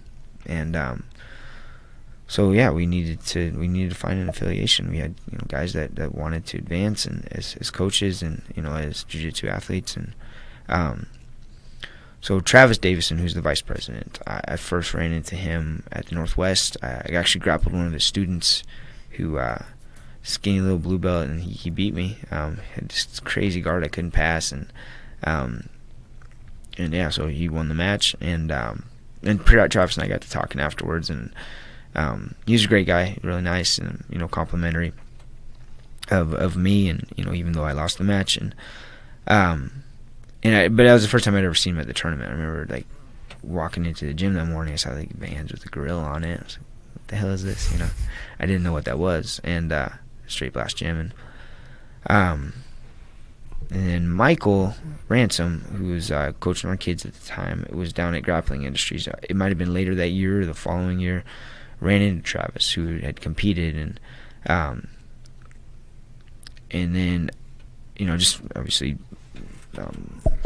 talked to him for a bit, interacted with him, just, you know, was struck by, you know, what a nice guy he was. And fast forward to, I think, maybe 6 months, a year later, we just really realized we needed an affiliation, and Straight Blast Gym was one of the ones that was floated out there. I think Tomets had Matt Thornton's functional JKD DVDs that he owned. So he was kind of familiar with Matt, and, you know, then knowing Travis, we actually reached out to Matt first, and, you know, he told us what the deal was as far as seminars and affiliation, and then Travis, talking with Michael, just suggested that we go up to Montana and do Matt's seminar there, and we could talk a little bit more. So I think like 7 of us piled in a van, and we drove out there. The seminar was great. We ended up getting to participate in Gus Nolte's Ironman for his brown belt, and I don't know, there was a different level of commitment from the coaches, and just a different vibe overall. And I think we all realized, like, we wanted to be part of that, and, you know, whatever it took to make it happen, we wanted to do. And so yeah, we met with Matt and Travis after the seminar that Sunday, and kept in contact with them. We were able to make it work, and yeah, the rest is history. So what year was this? Do you remember? 2015. 2015. Gym started in 2007. I take that back. 2014. It was like fall 2014. Okay. And 2007, yeah, was when the gym started. Nice. So 7 years of a lot of changes, it sounds like. Yeah, definitely.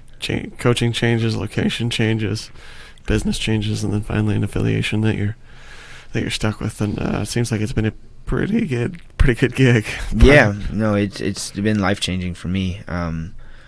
You know, I realized I wanted to be a coach then, because I had great role models as far as, you know, what a full-time coach, martial arts coach was, and you know, and the type of impact that I could have on people in my community, you know, the personal satisfaction that I could feel, and then also just knowing that it was financially possible.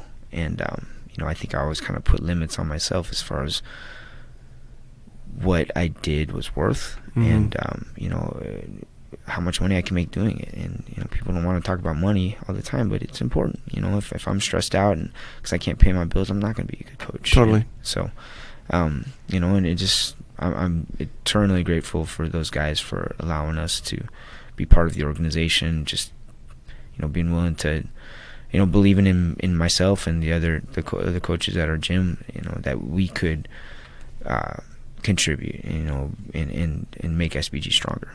And I hope we've done that. I hope we continue to do that.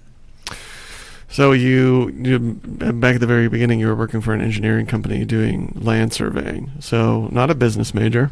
No. Now you're running a business. You do pretty much the bulk of all the business running, right? Yeah. I mean, you obviously have some help. Yeah. But I mean, as far as running a business, that's a very... As far as steering the ship, Sure. Yeah, I'm probably the one that makes most of those decisions, but I do have some good people around me that, I consult on important things. Is it kind of like training, where you've kind of had to make some mistakes and learn some things along the way and figure out a lot and just really just get through it? Yeah. And I think, obviously being part of Straight Blast Gym, a lot of those coaches have made the same mistakes that we had. So being willing to listen and just trust, it was a big thing because, I think if you're a competitive person, there's a certain level of stubbornness, even in areas that you're just woefully inadequate. Like, I can figure it out. There's a certain amount of bravado that carries over to other parts of your life. So finally, just being willing to listen, and trust what they were telling me. And, I think that's just a testament to those guys, Travis and Matt and the Singer brothers and Chris Connolly, and, that have created a successful business for themselves, and, but haven't had to compromise on their standards, for, what good training is.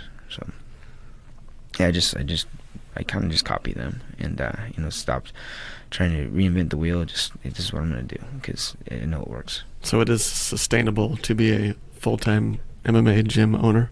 Yes. You can profit and live a normal life. Yeah, absolutely. I mean, even then, it does.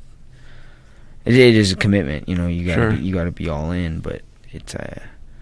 I was telling somebody the other day that the cool thing about what I do is 98% of my interactions all day are positive. I get to hang out with my friends. I get to talk to people I like. I get to share stuff that I enjoy doing. I'm moving around. I'm hitting stuff. Even just demoing technique. I'm getting mental reps. I'm thinking about things that I like, and not a lot of people get to do that in their job. And I was talking to a friend of mine. He's in customer service, and there was a time where his company was going through a little bit of controversy. He was dealing with he was taking a lot of angry phone calls, and he's like, my whole day was spent just talking to people that were pissed off, and it's just low level stress all day. So I'm fortunate that I'm in the position I am because I enjoy what I do. I enjoy being at work.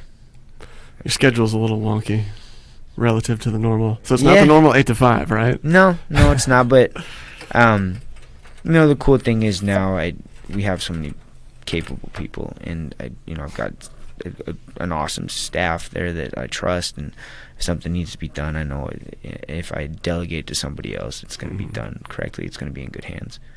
So slowly but surely, I'm gonna start sleeping more and doing the things I need to do to remain healthy. So what would you say to somebody at our gym or any other gym that's they got that in the back of their mind that one day maybe they want to own a gym or run a gym or basically be doing what you're doing in your position?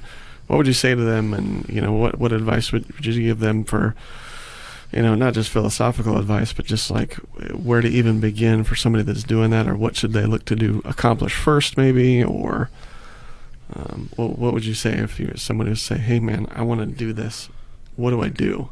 Yeah, that's a few parts to that question, but first thing I would say is enjoy it. you got to enjoy it. If you think you're going to do it because it's easy and you can make a lot of money doing it, then but it's not something you really like, then never going to be successful. You're going to be miserable, and you're going to make other people around you miserable. So make sure you enjoy it, you know. And I think, you know, just quick aside, you know, being a martial artist first, like if you're that, like you're going to enjoy doing the thing that you're doing, the thing that you're teaching to others. So, you know, be a martial artist first. And I would say spend some time developing your own skill set. Like, you know, people know real quick if you're full of shit and you don't know the X's and the O's. And, you know, the martial arts world is full of charlatans and people that have no clue what they're actually talking about. And, you know, you're just punching air and you're teaching students things that are going to get them hurt in real life scenarios. So, you know, you spend your time developing your skill set. And, you know, if you're in a gym already, get some on-the-job training. You know, try to teach some classes. You know, if you can start watching what the coaches around you, like watching them, you know, not just watching the technique that they teach, but how they communicate, how they structure class, how they lead a group. And because that's important, and it's not something I learned early on. And I remember back to some of the classes I used to teach, and it was just, I don't know, they're definitely embarrassed by some of the you know, the things I used to try to do or, you know, teach a class, because I didn't know. I was just kind of winging it a lot of the time. So, and then I would have a business plan. We definitely didn't do that. Like, you know, actually have a step-by-step process for how you're going to do this. And I'm still not the best at planning, and a lot of times I'm like, that sounds good, let's just do it, fuck it, you know. And you know, and then we end up like making it work, and, you know, doing all the work to get it done. But have a business plan and, yeah, see it through, you know, and understand you're going to struggle a little bit in the beginning. You know, if you're part of SBG, I would say, you know, become part of SBG. That way you know, you have access to people that have had success, and you can spend a lot less time struggling. You know, and just stick to it, be consistent. That's one thing that served us well, is there was a lot of gyms that popped up and then went away, and through it all, like we remained a constant presence always, and I think that built our reputation up, and you know, sustained us for a long time, and people knew whatever else we were here, and we were open, and we were going to be doing our best to, you know, to teach students and you know, make it a great experience for them, and, you know, that's important. So, what made your gym stick around and not all the other ones that popped up and went away? I'd like to feel like I'm just a stubborn son of a bitch in a lot of ways. You know, I liked what I did, and I wanted to keep fighting, and I knew the gym, just, you know, at least making it work to the point where the lights stayed open was going to allow me to do that. But yeah, I just, I don't know, it just felt important. It felt like this was something that I should be doing. I definitely didn't set out to own a gym, and that's why when people ask me what I should do like what they should do to start one, I'm always like, I don't know. I mean, right. I just kind of like did it by accident in a lot of ways. So,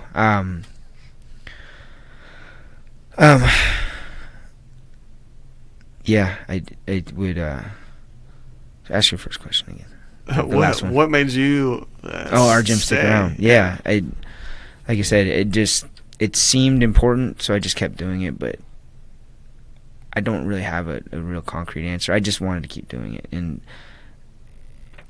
I knew, if anything else, like, just show up every day, you know, be consistent, do your best, keep learning, you know, and developing as a martial artist yourself, and eventually, you know, the other pieces were going to fall into place. So, like I said, I feel like this kind of happened on accident in some ways. Like, it wasn't something I set out to do originally, you know, and your goals change as you go through life. But, of course.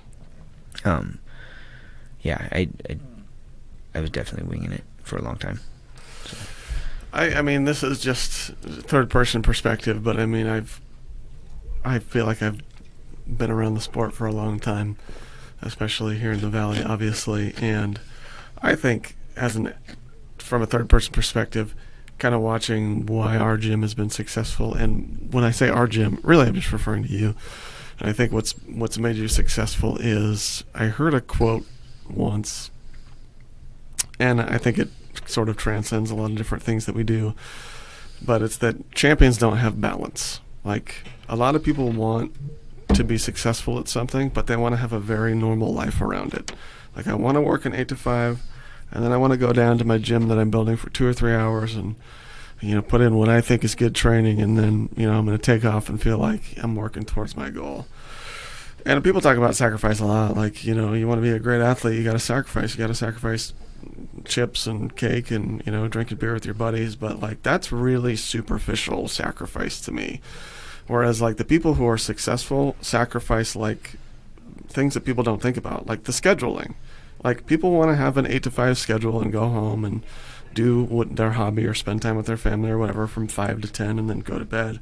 But it's like, for something like what you're doing, you've got to be willing to go teach a class at 6 in the morning, 7 in the morning, 8 in the morning, kind of have a little bit of downtime, go back to get some training at noon, come back in the afternoon for the other classes, be willing to finish up training at like 9 p.m. It's stuff like that, I think, that really separates it. And I think the only people who are going to do that successfully are the people who are really, and it sounds cheesy, but like the people who are passionate about what they do.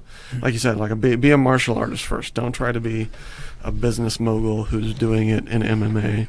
You've got to be like kind of geek level passionate about like what you're building and what you're working on. It's kind of the difference between, I think it transcends to fighting too. The people who are the best fighters are not like super gifted athletes, or they don't come from a bunch of money. They're the people who they don't have balance. They don't sacrifice their time at the gym because they're more interested in working an 8 to 5 and taking 2 nights off a week and thinking that that's going to do it, because it's not. It'll get you a little bit, but it's not gonna be sustainable for success. Like, the most successful people, like fighters, are the ones who just kind of have a psychotically chaotic lifestyle, and they're willing to bend at a lot of things because the most important thing to them is that passion. Mm-hmm. And so I think, like I say, just as an outsider from what I've seen, that's a big part of it. But it's funny, and this is more for me as an athlete, because again, that was my main focus. I wanted to fight, and running a gym allowed me to do that.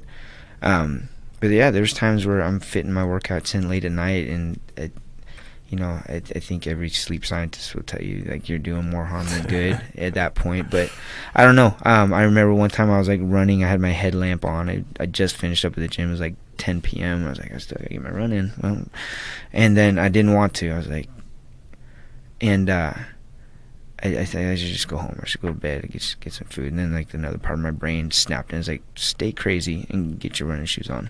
And that's, so there's times where I just repeat that to myself, like, just stay crazy. Stay crazy. Right. So I think that is kind of in line with what you said though.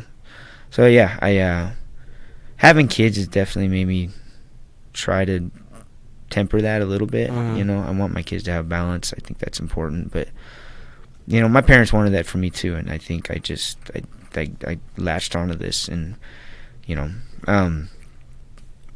so, and I'm thankful that they did. I think this is what I'm supposed to be doing, and it took me a while to kind of figure out the exact niche that was mine, but and I hope my girls find something they can stay crazy about.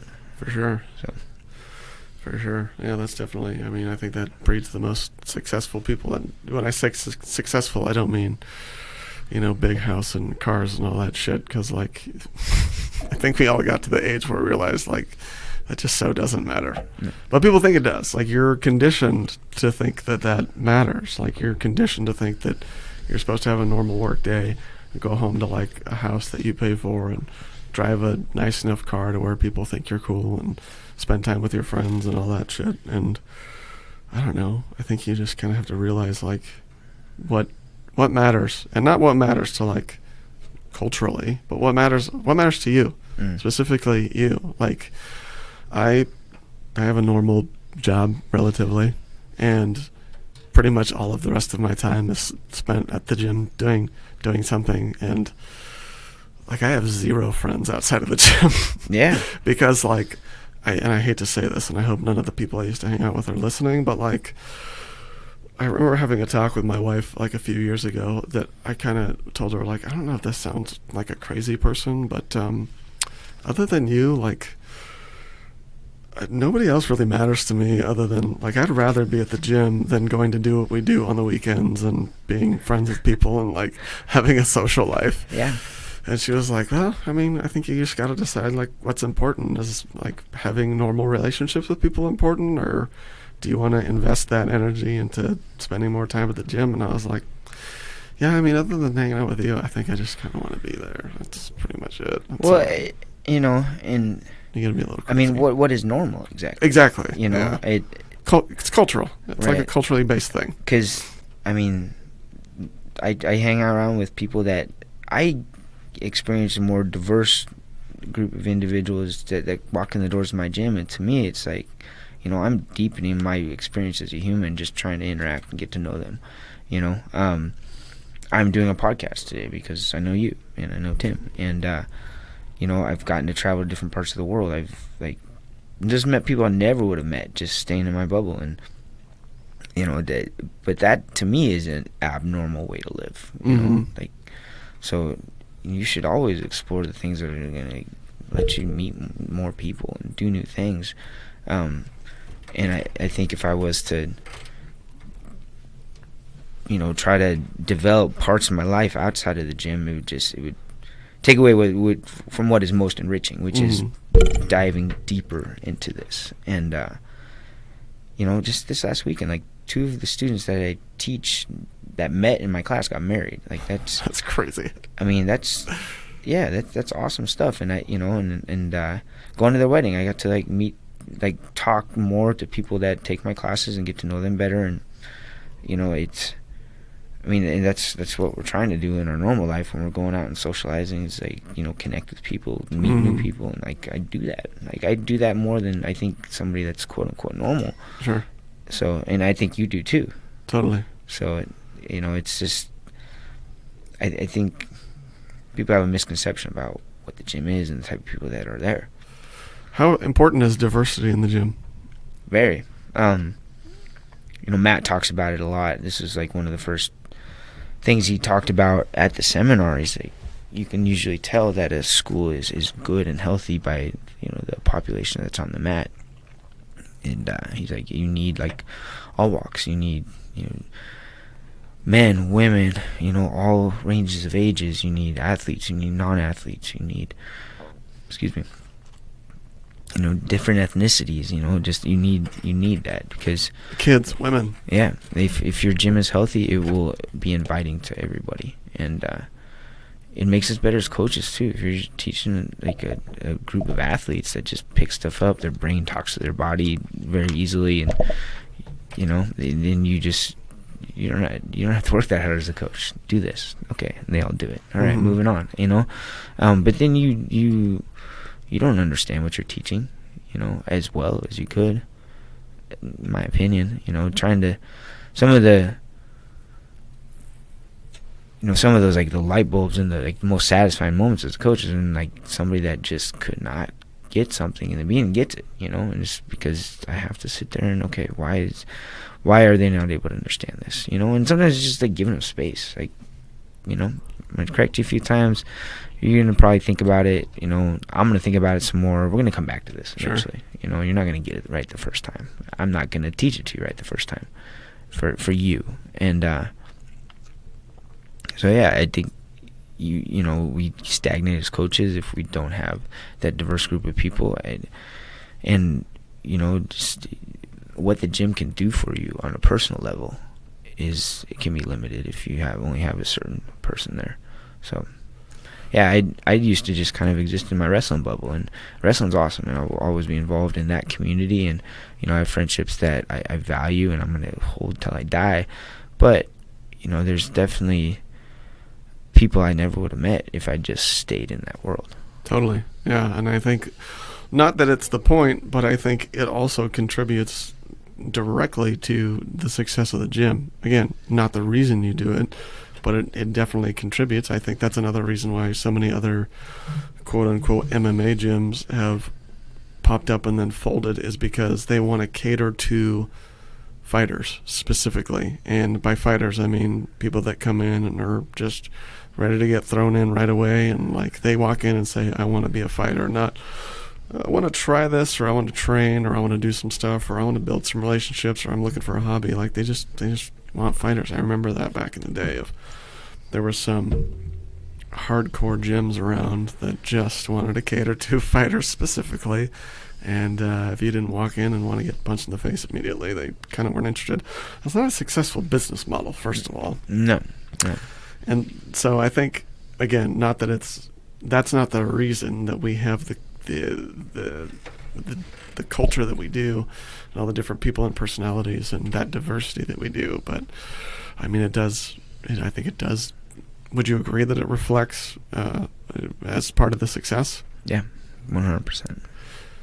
So yeah, I can't imagine the gym just being full of fighters. I think I would get bored with that really quick.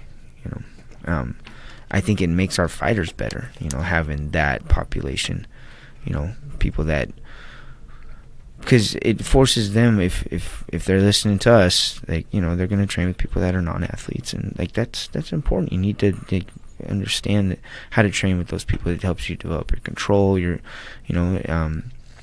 Going slower is going to help your technical understanding of everything. So yeah, I couldn't imagine it being any other way. A gym full of fighters sounds not fun to me. No, not at all. And I think it's super useful for fighters and competitors and athletes to have that diversity, because I think it's interesting when I see somebody who's a gifted athlete and they're rolling with somebody who is very much not. But that person understands efficiency, and they've trained longer, and some middle-aged dude is kind of working over some young hotshot athlete. I think that's important to understand. Like, just because you are who you think you are, that doesn't necessarily make it true.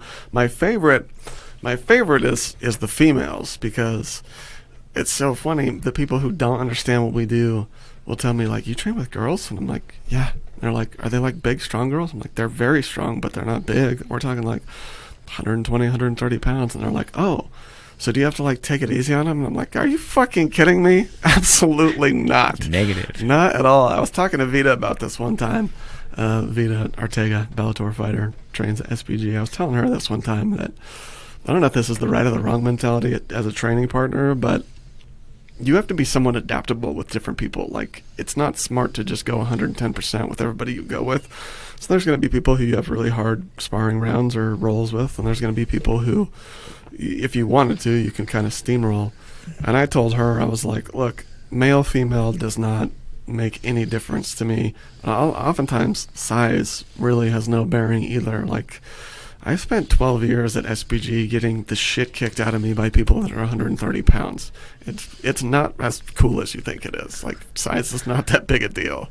Like, the only time I adjust is sort of like a very obvious skill set, or if there's like a tremendous amount of size. Like if I'm, with the kids or something like that. But I told Vita, I was like, it's funny because people ask, like, do you change how you train with somebody like Vita, who's a female, which doesn't matter, and B, 135 pounds. And I was like, I'll be honest with you. Every time I roll with Vita, I'm trying to fucking kill her. Like, I'm literally trying to kill her when we go. Because she's going to do it to you. And she's going to do it to me. And 100%. I get the shit kicked out of me. It's brutal. I just want to bring, like, every dude I know that does not understand that. Even if they don't mean it from, like, a disrespectful standpoint. It's just in their head. They just see, like, a female is a different thing and a small person is a different thing. And I just want to be like, come to the gym. Yeah. Come to the gym, you 200-pound dude, and we'll see how much any of that matters. Mm-hmm. It doesn't. I promise you it does not. Well, and then, to kind of bring this thing full circle, I think if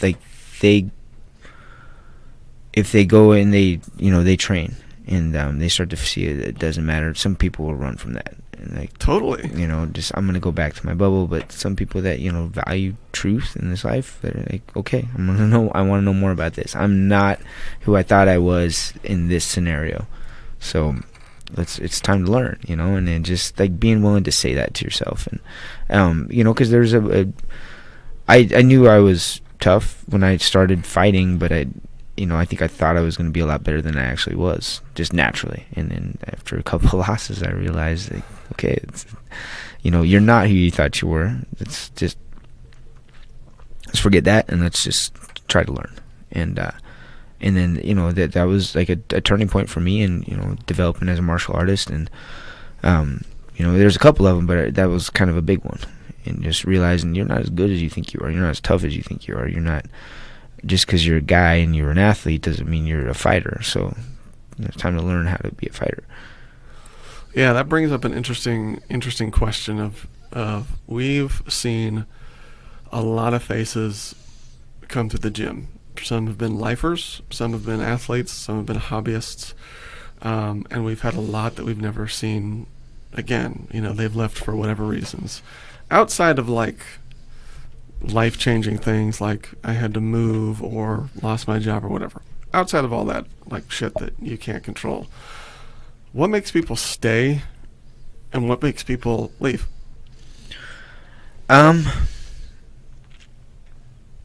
Travis probably answered this question a lot better. I think you have to develop personal relationships. Like I think that's what's going to keep you there, because you can get martial arts anywhere, you know.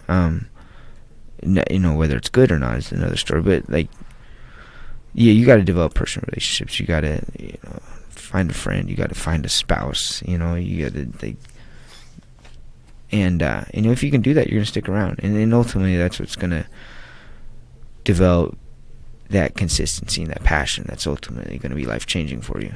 You know, if you don't have that, if you don't connect with somebody personally, you're probably not gonna stick around. You know, and it seems the training should be the only thing that matters. I mean, you can get training everywhere. Sure. You know, and you could learn jiu-jitsu from a video. It's not the way I recommend doing it, but, you know, in theory you can. So yeah, you've got to connect, and if you don't, you're gonna leave. So it sounds like one way or another, and it could be different things, I would say, but there's got to be something that you're connected to there. Whether it's, most commonly, I would say it is relationships. I think by and large, the reason why we have such a population that we do is directly correlated to the relationships that are built. Some people, I think, they might be attached to the competition. Other people might be just attached to the art itself. You know, some people are just geeks for it. But yeah, I think you hit the nail on the head. There's just got to be something that attaches you to it on really a deeper level than maybe even what you expected. Because I don't think people leave because they got punched in the face and they were like, oh, this is different, I don't want to do this.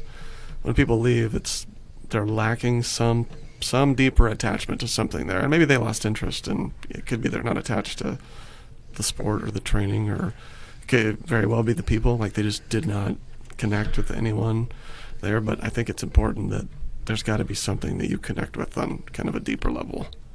Yeah. And, you know, not to disagree with you, I just think you're gonna go through ebbs and flows in your training. Sure. And there's gonna be times where you start to fall out of love with whatever it is you're doing. Maybe you're frustrated you didn't perform well in a competition, and you know, I think those connections with your training partners that are going to keep you coming back. You know, if you know, you're going to walk out of there feeling better because you're going to be around people that you like, and you know, because I know there's a difference when I'm in the gym training by myself. Like I do it because I know it's important, but I don't enjoy myself as much. You know, when I get on the mat and I get to throw punches at somebody, when I'm interacting with Daniel, just holding pads, like that's, you know, that's 2 of the best hours of my week. You know, when I get to hold pads with Daniel and he's talking to me about boxing and we're, you know, just kind of doing the thing. Like it's different than when I'm hitting a bag by myself. Sure. And you know, lifting weights is not the same as trying to lift a person. You know, and Totally. So. And it's not only that, it's like people that know me and know me well, and they're happy to see me, and you know, So I think you've got to connect at a personal level, and and that's our responsibility as gym owners, is to create an environment where that can happen. And that's why we do a lot of things that we do. We put on socials. We, just create events that are kind of outside the scope of just normal gym activities, so people get that chance. Sure. Because you've got to do it long enough for it to take hold, and that's when the changes will happen, and that's when you'll become a different person. And for some people it happens quick. Some people it takes a little bit longer, and it's our job as coaches to reach out if we haven't seen somebody. Hey, I haven't seen you at the gym, and sometimes we're successful in getting them back. Sometimes we're not. Sometimes we drop the ball and we didn't make that experience as good as it should have been. And that's something we're always kind of figuring out. And that's when I feel bad, when I know I didn't do my job and somebody left because they didn't connect. They didn't connect with somebody on a personal level, And somebody might come in just because that they love martial arts, but that's what's going to get them to stay. Sure. So as a gym owner, a coach, and a student, it sounds like failure is very important to the process. Yep. Yeah. You definitely. There's a quote. I don't know who said it, but failure is not final. I don't know the other half of it, but winning isn't permanent either. And you've got to be able to ride that wave. And I preach this to our fighters a lot. And I should go back and mention, I said it, having a gym full of fighters would be really sad. I should say a gym only full of fighters. Right. So right. Just to clarify that, because I love our athletes. I love being able to coach them. Of course. Don't want them to get upset. But I tell our guys, you gotta kind of keep an even keel, because you're gonna win. You're gonna feel like you're on top of the world, but you gotta get back in the gym, because the person you find next doesn't give a shit. They're coming they're coming to beat you, and you've got to be able to kind of get that hungry mentality back. And if you're riding high from the wind too much, then next one might not go so well for you, and you can't ever get too down either. You got to get back in the gym. You got to make some changes. You got to have honest conversations with yourself about why you didn't get the result that you wanted, and sometimes it's my fault. I drop the ball often, and I try to be honest with these guys. If I feel that way, I'll tell them, and usually they're pretty gracious, but about it. But I fail them a lot, and I try not to let that happen too many times. As somebody who's looking to start fighting, what would you say? Something I always say when people come into the gym is, we don't make anyone compete, but we always provide the opportunity. When somebody does want to compete, what do they need to think about, or what's the route for them to prepare to start competing, start fighting? What's in kind of a normal timeline, or what should they expect as far as conversations with a coach, or how does it work going from walking into the gym and getting into that first fight if you want to be a fighter?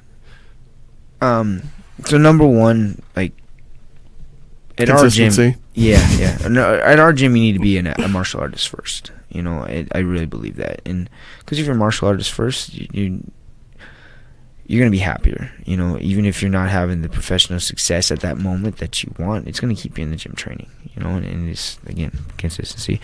You got to be there. You got to be there to get better, and it's not gonna. Some people take longer to learn and accomplish things than others, and that's life. So, so be a martial artist first, and then you're gonna learn to love the training. And part of being a martial artist is understanding that it takes time to learn, and the beginning of your training should be about learning and not about competition. And that's why we have the Foundations program there. And we've had a lot of our most successful athletes come through that program, do Foundations training. And I think people get upset when they realize they're not going to be sparring right away, and but in the grand scheme of things, it's going to be a very, very small part of your journey. If you're there consistently working hard, doing what I'm asking, being coachable, you're going to get through pretty quickly. A month and a half, 2 months, you're going to be in there. You're going to be rolling live. You're going to be getting punched all you want. So, enjoy being a beginner first. It's something I didn't do a great job of, and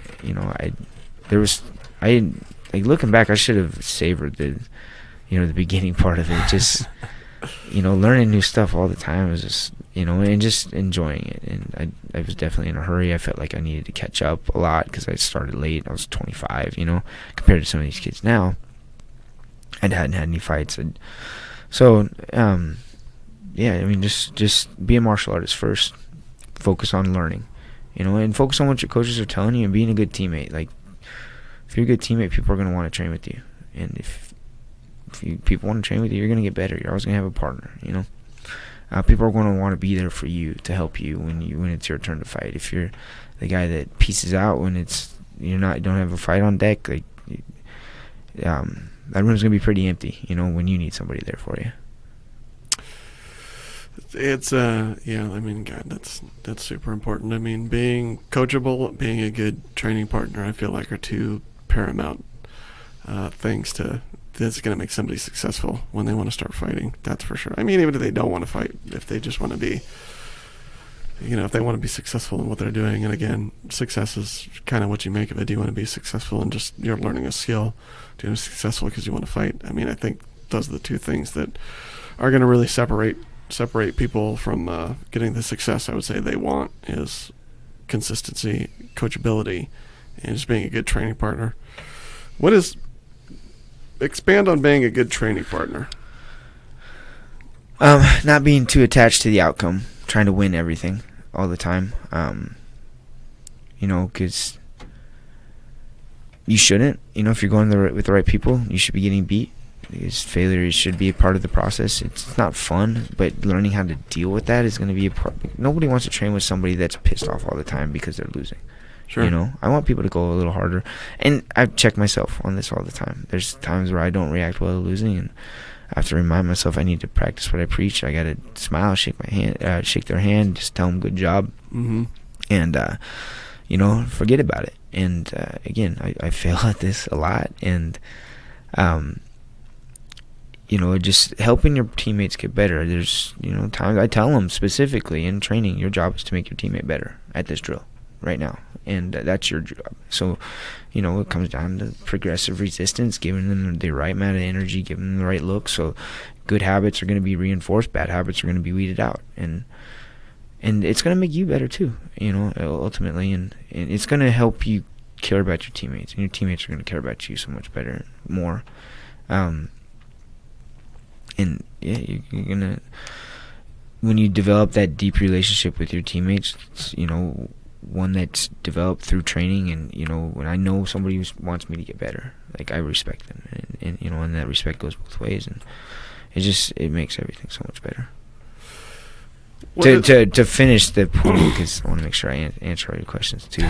Like, actual timeline for somebody walking in my gym and getting a fight is, I couldn't tell you. I'm not in the business of putting people out there before they're ready. That's not to say I know they're going to win their fight, but if I know they can go out there and be competitive and, they're doing everything that I'm asking of them. Cam threw me in after like 4 days. Yeah, I called him up and I was like, "Hey, Tom, do you want to?" And he's like, "I'm Tim." Yeah. Shit. You're 200 pounds and I need a fighter this weekend. So, yeah. I literally you had also just competed. Started you had competed already too, and I yeah. knew that. So, and you had mentioned you wanted to compete. So, I was like, 4 days. All right, let's go, coach. Put me in. There was a big part of it where I was just like, "Hey, just go compete." Just that probably wasn't the best way to do that. It was fun though. Yeah, you won. It's always fun. You won. I did. That's true.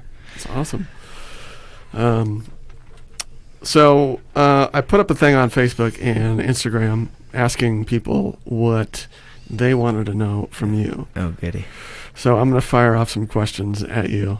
Do I get to know who asked these questions? Yeah, sure. Because I can tell you. That could influence my answer. I got to go between Instagram and whatever it's called, Facebook here. So I'm not the most technically savvy. Bear with me a second.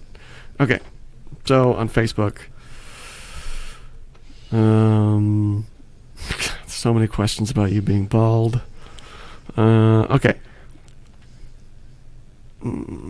Is there a different sense of accomplishment depending on the type of win? So like if you won by decision or knockout or submission or split decision, Is there a different sense of accomplishment depending on what type of win?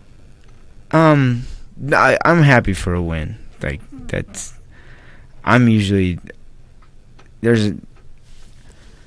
happy for a win. You know, I'm going against another trained individual that was training for me on that day, so, you know, I have to respect that. But, yeah, getting a stoppage is always a little funner, though. A little more satisfaction. Well, yeah. But ultimately, a win's a win. A win's a win. Win's a win. It's a W on your record. Right. What's the most challenging fight in your career? That I won or lost? Sure. Both. Give me one of each. Okay. Boy. Good question. The Joe Murphy fight was a tough one. You know, I came back from some adversity. Apparently that was the headliner in RFA. Felt like I won the first round pretty handily, and he cut me with an elbow in the second, so I was bleeding, and I still felt like I was controlling the fight, but I knew how it was probably being looked at in the eyes of the judges, and I knew I needed to do something in that third round because it was pretty even, but I was, again, just bleeding everywhere, and I got a big takedown at the end. I was able to cut him, which I felt like kind of even leveled the scales a little bit, and you know, just it being a kind of a high pressure situation. It was in my hometown. I was headlining, you know, the first nationally televised MMA card in Boise, in Idaho. Being able to come through on a bigger stage, that was satisfying, and I had to dig deep that last part of the third round to get it. Even though if I'm scoring it, I still win 29-28 pretty comfortably. But I don't. From what I understand, if I hadn't finished the fight the way I did, I probably would have lost. And then most challenging loss, it's probably like the Demetrius Johnson one, just because I just got shellacked like early. I just showed nothing. I just woke up and the fight was over. Being able to kind of come back from that a little bit, it was tough. People, I saw you fight DJ. Like, yeah. I don't want to talk about it. Yeah, I mean, that guy, he's super nice. Him and his coach, and you know, I've been a fan of his ever since. And honestly, that fight was good for me in a lot of ways. I had to start changing my approach. I think I had to get a little more serious about footwork and head movement, and like I think I was training more strict like Muay Thai, so I would just like walk forward and grab, you know, throw punches, no head movement, getting off the center line or anything like that. So I had to change some things, and so I'm appreciative for that. Learned some good things. Mm-hmm. Let's see. What's your best setup for submission finishes? I have an answer to this, but I'll let you go first. Yeah. I do like arm locks. Seem to find them. There's a specific type of arm locks that you like. Yeah, yes. Yeah, Kimura grip, Kimura trap. There it is. Yeah. So, yeah, I grab that a lot, and then I don't let it go. You've been a little saucy with side control lately, but yes, Kimura trap's always a good go-to for you. Do you have a certain setup for striking, like a best setup for striking finishes, or what do you like to set up from striking, or anything like that?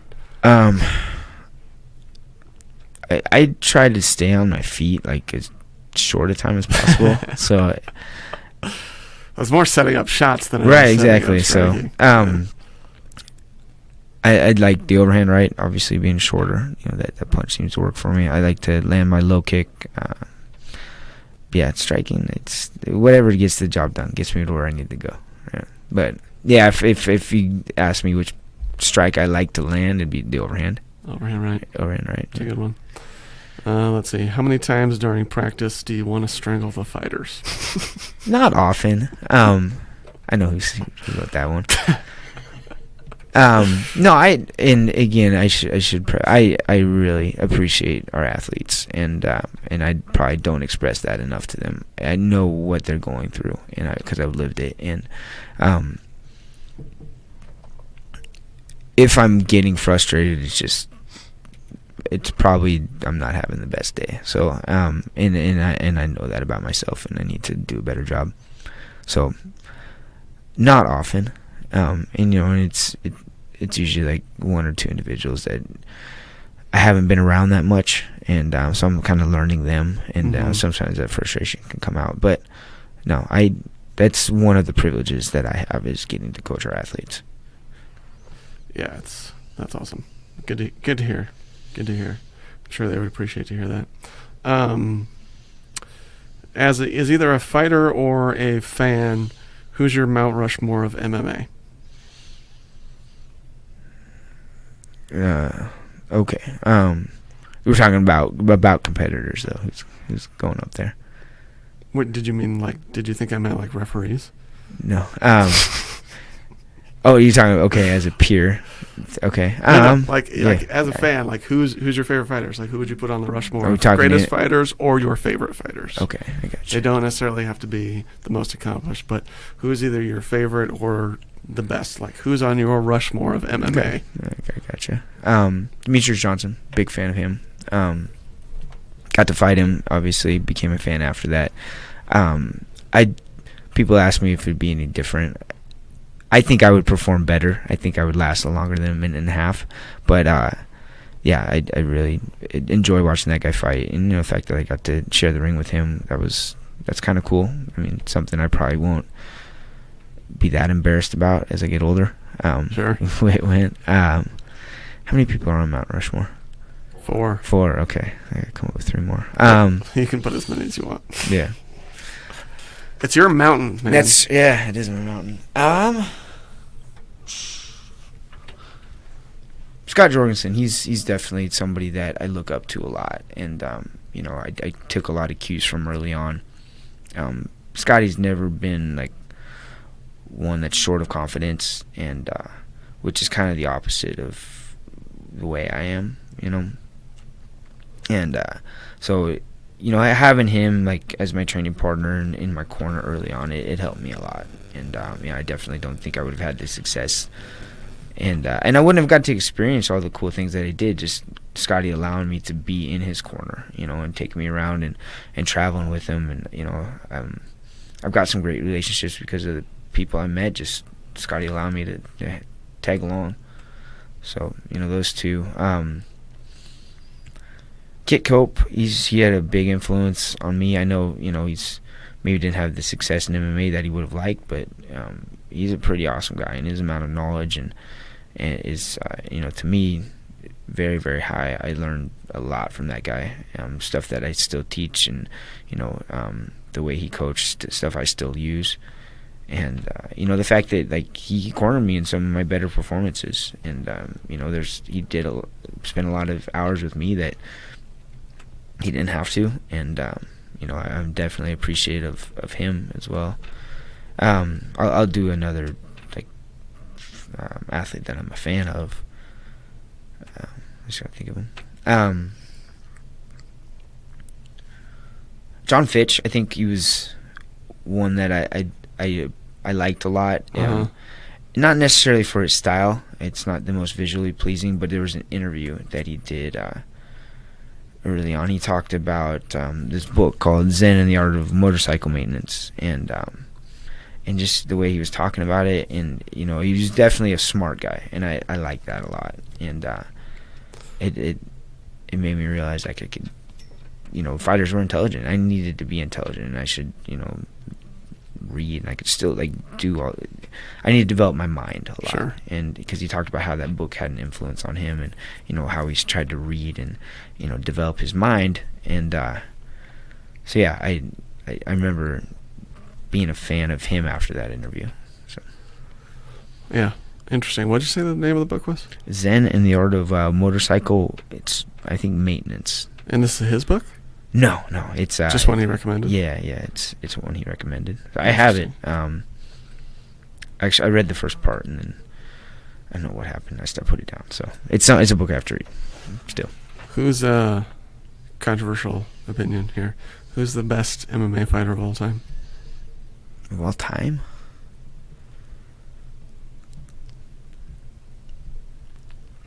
Probably John Jones, I'd say. I mean, that guy hasn't really lost. Yeah, he hasn't really lost, he's skilled in all areas, at all ranges, gets out there and strikes with great strikers, out grapples great grapplers, out wrestles great wrestlers. So, yeah, I don't really care for the guy personally, but, I think you take John Jones now and put him in any era, he beats anybody, you know. And I think if he does elect to move up to heavyweight, there's going to be some heavyweights that you know are going to be upset. They're going to have a bad time. Right, exactly. So, yeah, I mean, just in what I define as great, I think that's him, but I'm not necessarily a fan of the guy. Yeah, strictly as an athlete. Mm-hmm. Who's your favorite fighter of all time? Yeah, boy, I don't know.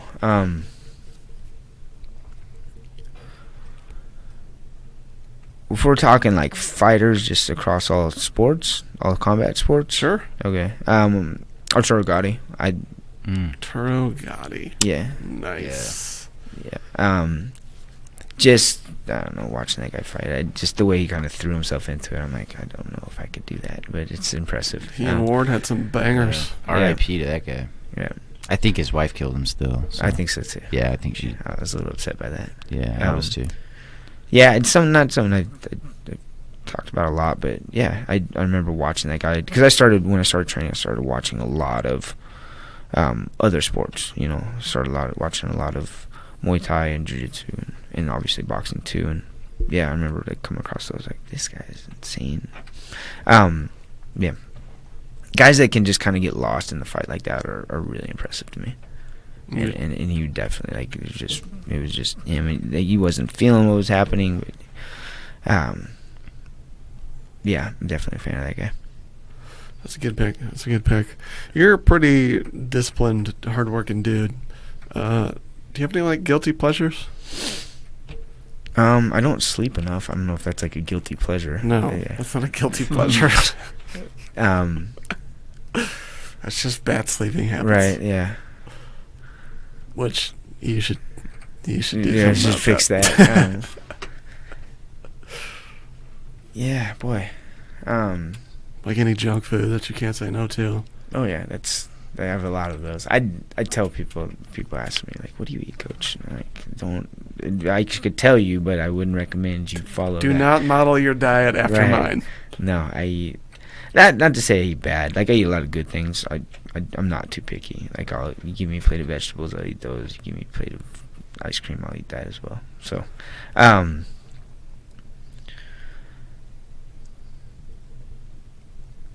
yeah, we can't really go with food because it's all on the table. Right, exactly. Yeah, it's all on the table. So, I don't think I have a good answer for that.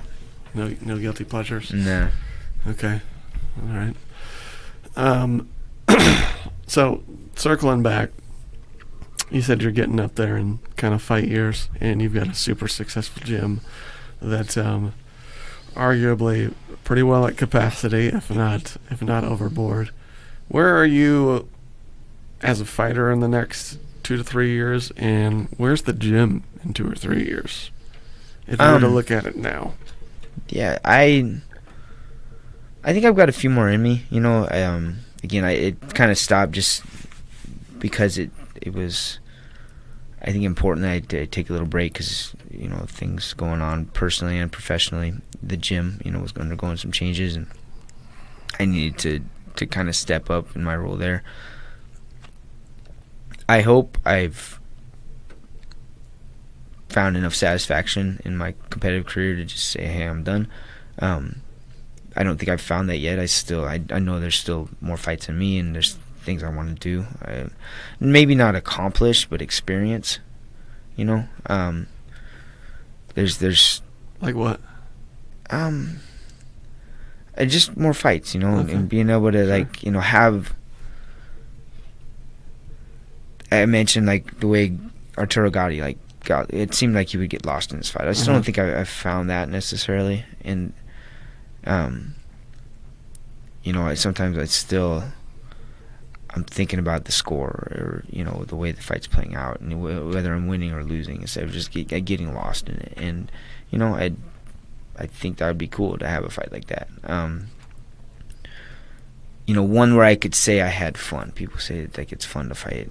Yeah, I'm a lot of times relieved. It's rare that I'm like, oh, that was fun. I'm like, whew, that's over. That's tough, and that hurt. And you know, and So I think, finding that, because I hear people talk about it, sounds cool. So I think I'd like to experience that. I think just being satisfied with the amount of experiences that I've had. And then as far as the gym, I hope we continue to do what we do. Eventually I'd like to put some athletes in the UFC. I think we've got the ability to do that. I think we can develop world champions. Our gym hasn't had that. We were very close, just a few months ago. And, I think I'll always be a competitive person. So, when my days as a competitor over, I'm still planning on competing vicariously through the people that Sure. I get the privilege to coach. And, I hope we have a world champion in our gym. I hope, maybe we become a destination for people in this area to come and train, other aspiring fighters, and, just get a chance to help more people. And, and I hope our program continues to evolve. I hope, we keep to, bring more kids in. I hope we get to, the ones that want to compete. We have, our growing girls graduates that end up, competing in the cage at some point. And, Totally. It just, it'd be cool to see that, you take somebody from, the embryonic stages of their training all the way through, that final form, and it all happened in-house. So, more of the same, but, continuing to just evolve as coaches too. I hope, all of the coaches that we have are in-house, and they're athletes and students that have started with us from the beginning. Just have a bigger imprint on the community too. It's not really the best gauge or metric, but the fact that we've been the highest ranked martial arts school, in the Best of Boise voting, that's cool to me. And it's, it's not like the end all be all as far as, what a good school is, but it's cool. It's cool that people recognize our efforts, and, and then, there's other martial arts schools that are in the conversation, as far as that goes. So, I hope I've experienced enough to be done coaching, or to be done competing, and I just, the gym continues to do what it does at an even higher level. Perfect. I'm looking forward to it. What's something that people would find surprising to know about you? I wrote 2 full-length screenplays. What? Really? Yeah. That's crazy. I had a buddy of mine. He was a wrestler. He was one of my roommates in college. We wrote 2 of them. Well, so one's about wrestling, and then the other one, sort of, and the other one is about it's like a mockumentary about medieval reenactment societies, like LARPing and stuff. That's dope. And then we started a third. We were about 40 pages in.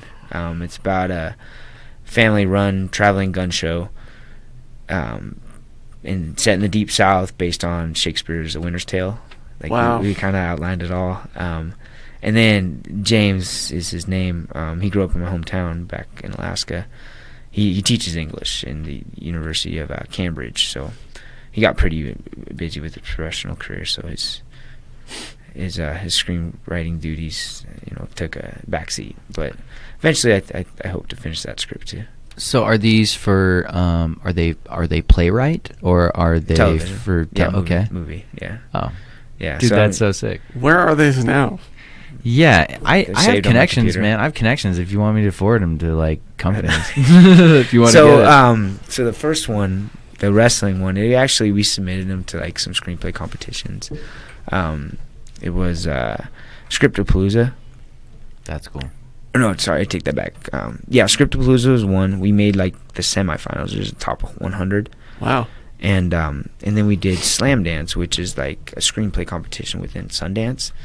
And I actually drove out there. This was before I started training. I had a lot of time on my hands. I drove out there, stayed with a buddy that coached wrestling in Heber, and so part of the Slam Dance this is the reason we entered it, is they got like a 4-page synopsis, and we got like really good reviews, and then I just walked around and went to like different premieres, and yeah, it was fun. It was an enjoyable period in my life. Like, this is back, so I didn't have like a laptop. I had like a computer with like floppy disks, and I would so the way we did it is we would email the script to each other, and then we'd talk on the phone about where we wanted it to go next. One of us would type it, send it back to the other, and then we just kind of go back and forth like that. And that was fun, man. It was a lot of fun, actually. And I still have them. They're bound up. We sent some like actual hard copies, I think, to some actual production companies, and I don't know what we were doing, really. We had like big dreams to we really didn't know what we were doing, but it was fun. It was a lot of fun. It's a lot further than most people get. It's cool. Yeah, so like they were both like full length features, like 90 to 120 pages. Can we film the LARPing one and cast people from the gym? Yeah, I figured like I already have some thoughts. Yeah. I'll let you read it someday. Awesome. Yeah, there's definitely like, so we got the screenwriting software too, which I need an updated version of it, but because the way you format a script is very specific. Like, everything's like indentated, like parentheticals, screenshots, it's all like indentated a certain way, and they won't even look at it if it's not formatted correctly. That's my understanding, at least. This is all my buddy. He's just like, no, we gotta get this. So he just kind of, and it was cool because he was like trained in like literature. That's awesome. Understand like what a good story needs to have to stay interesting, and so I just would just kind of write, and James was pretty good about directing what needed to happen next. So I was fortunate to be able to like just collaborate with him on some stuff. So if anything, I got 2 screenplays I get to bust out and read every now and then. That's awesome. And they're like registered with the Writers Guild of America. Huh. We got them, like I got the certificates at home. I'll be damned. Yeah. That is surprising. Wow. Totally left field. I would have never guessed that. That's cool, man. I thought you were just going to talk about the ferrets again. Oh, I do have ferrets, yeah. Ben and Lily. Yeah. Where'd the names come from? My girls. Oh, okay. Good enough. Yeah. No. Ben, Zen, because they have middle names, and Lily Sunshine. So, yeah. For when they're in trouble. Lily Sunshine, exactly. Get over here. He's their and full Ben formal is name. Chew the corner of the couch. Ben is so big. He's like twice the size of his sister. Like, he could eat her, and he'd be the same size. Good God. Yeah. That's amazing. Are they cannibalistic? I don't think so. No. I hope not. I gotta get them food. They're out, so like when I go home, I'm buying them food. So we'll find out. One may have eaten the other. Yeah, one's just gnawing the skull of the other when I walk in. Yeah, can you feed them like dog food and stuff? Like, we used to give because I grew up with them too. We used to give them cat food, but Yeah. I don't think it's that good for them. probably not. Yeah, so it's kind of because the ones we grew up with, they would actually eat other food. We give them bananas. These ones will not touch anything other than like their pet food. Mm-hmm. Really? Which is boring. Yeah. Huh. And they have specific ferret food? Yeah. Like food for ferrets? For ferrets. Yeah. Yeah, so I don't know what's in it. I think it's just a lot of protein. Yeah. But like our other ones growing up, they used to eat cheese, they eat bananas. These ones just they're boring. They're very They're boring spoiled, diets. probably. Maybe not. No, I'm trying to boring. spoil them. They won't touch it. They're very disciplined. Very Spartan. Their eating habits. So funny. Yeah. I need to get a new pet.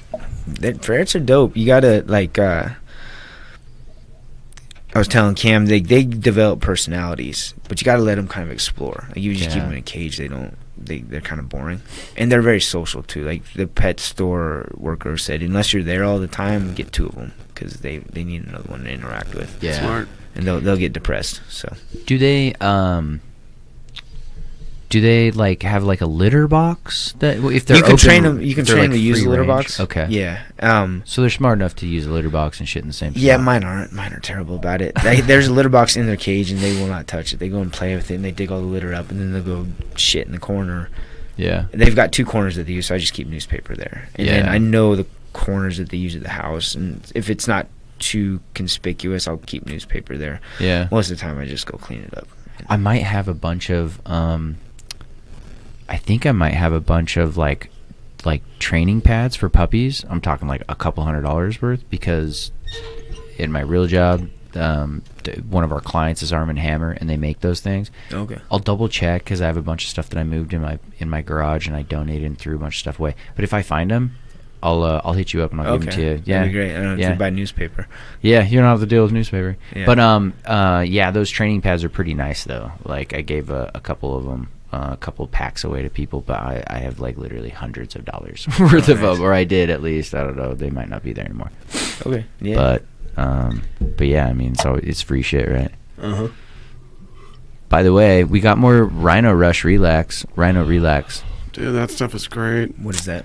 It tastes terrible, but it's like an anti-energy drink. It mellows you out. It's the worst thing you've ever drank at all. Like if you drink too much Rhino Rush, it you gotta balance it. Yes. Yeah. If you have a Rhino Rush and then you have an anti-Rhino Rush, you're pretty much back to normal. Yeah. They're not bad. They give you a good little like body high. Okay. But I got like a rack of them. I'm talking like 500 of them. So I'll give you guys a couple when we leave. Yeah, he'll usually give me one when I leave, and I'll take it like, I don't know, 8 o'clock or whatever, and like by 9 o'clock I'm just melted into the couch, and I'm not like it doesn't put me to sleep, but my whole body is just like. Yeah. Holy shit! Is it 6:40? Yeah, dude, this episode's been long. Yeah, we got 2 hours and 20 minutes, man. Yeah. It's a time capsule in here. You literally will walk in. I walked in here at 1 o'clock today. Not even 1 o'clock. I walked in here at 12 today. To meet somebody at 6, so I may have to get going. Oh yeah, totally. At the gym or something? No, it's I'm meeting my attorney's assistant because we're gonna go over some stuff. All right, attorney's assistant, we're very sorry, but we'll get Jesse out of here so you can bill him for the time. But those last 40 minutes were bill him for those 40 minutes. Definitely worth it. Well, thanks for coming down, man. Thanks for hanging out with us and Sure. talking about all sorts of sweet stuff. I mean, Yeah. it's good to just hear it all from the source. So Yeah, appreciate it, man. Thanks for having me. Absolutely. It's fun. We'll have you back before the fight. Go. Where can everybody find you? Make sure that you subscribe to SBG Idaho. Is that on Instagram? Mm-hmm. Instagram, Facebook, Twitter, and then you can find me on Facebook. And you have a fighting page or anything that people? I can do have find an you at? athlete page, just Jesse Brock. Doesn't get a lot of action these days because I've been out for like 2 years. So It's all good. If people want to follow you, though. yep. Any sponsors you want to shout out? Tiger 2, Prehab Health and Performance. Those are pretty much the only two that like. Consistently take care Exactly. Yeah. No, since I stopped competing, there's really no reason for it. No, take that back. Garden of Life. They still hook me up. So of you. Like that. yeah, Yeah, Garden of Life's legit. Yeah, Good it's- supplements. they take care of me. So yeah, those are the 3. Sweet. Cool. Awesome. Thanks again, dude. Yeah, everybody make sure that you subscribe. Give us 5 stars. Pass the episode along. And have a wonderful rest of your day. Peace.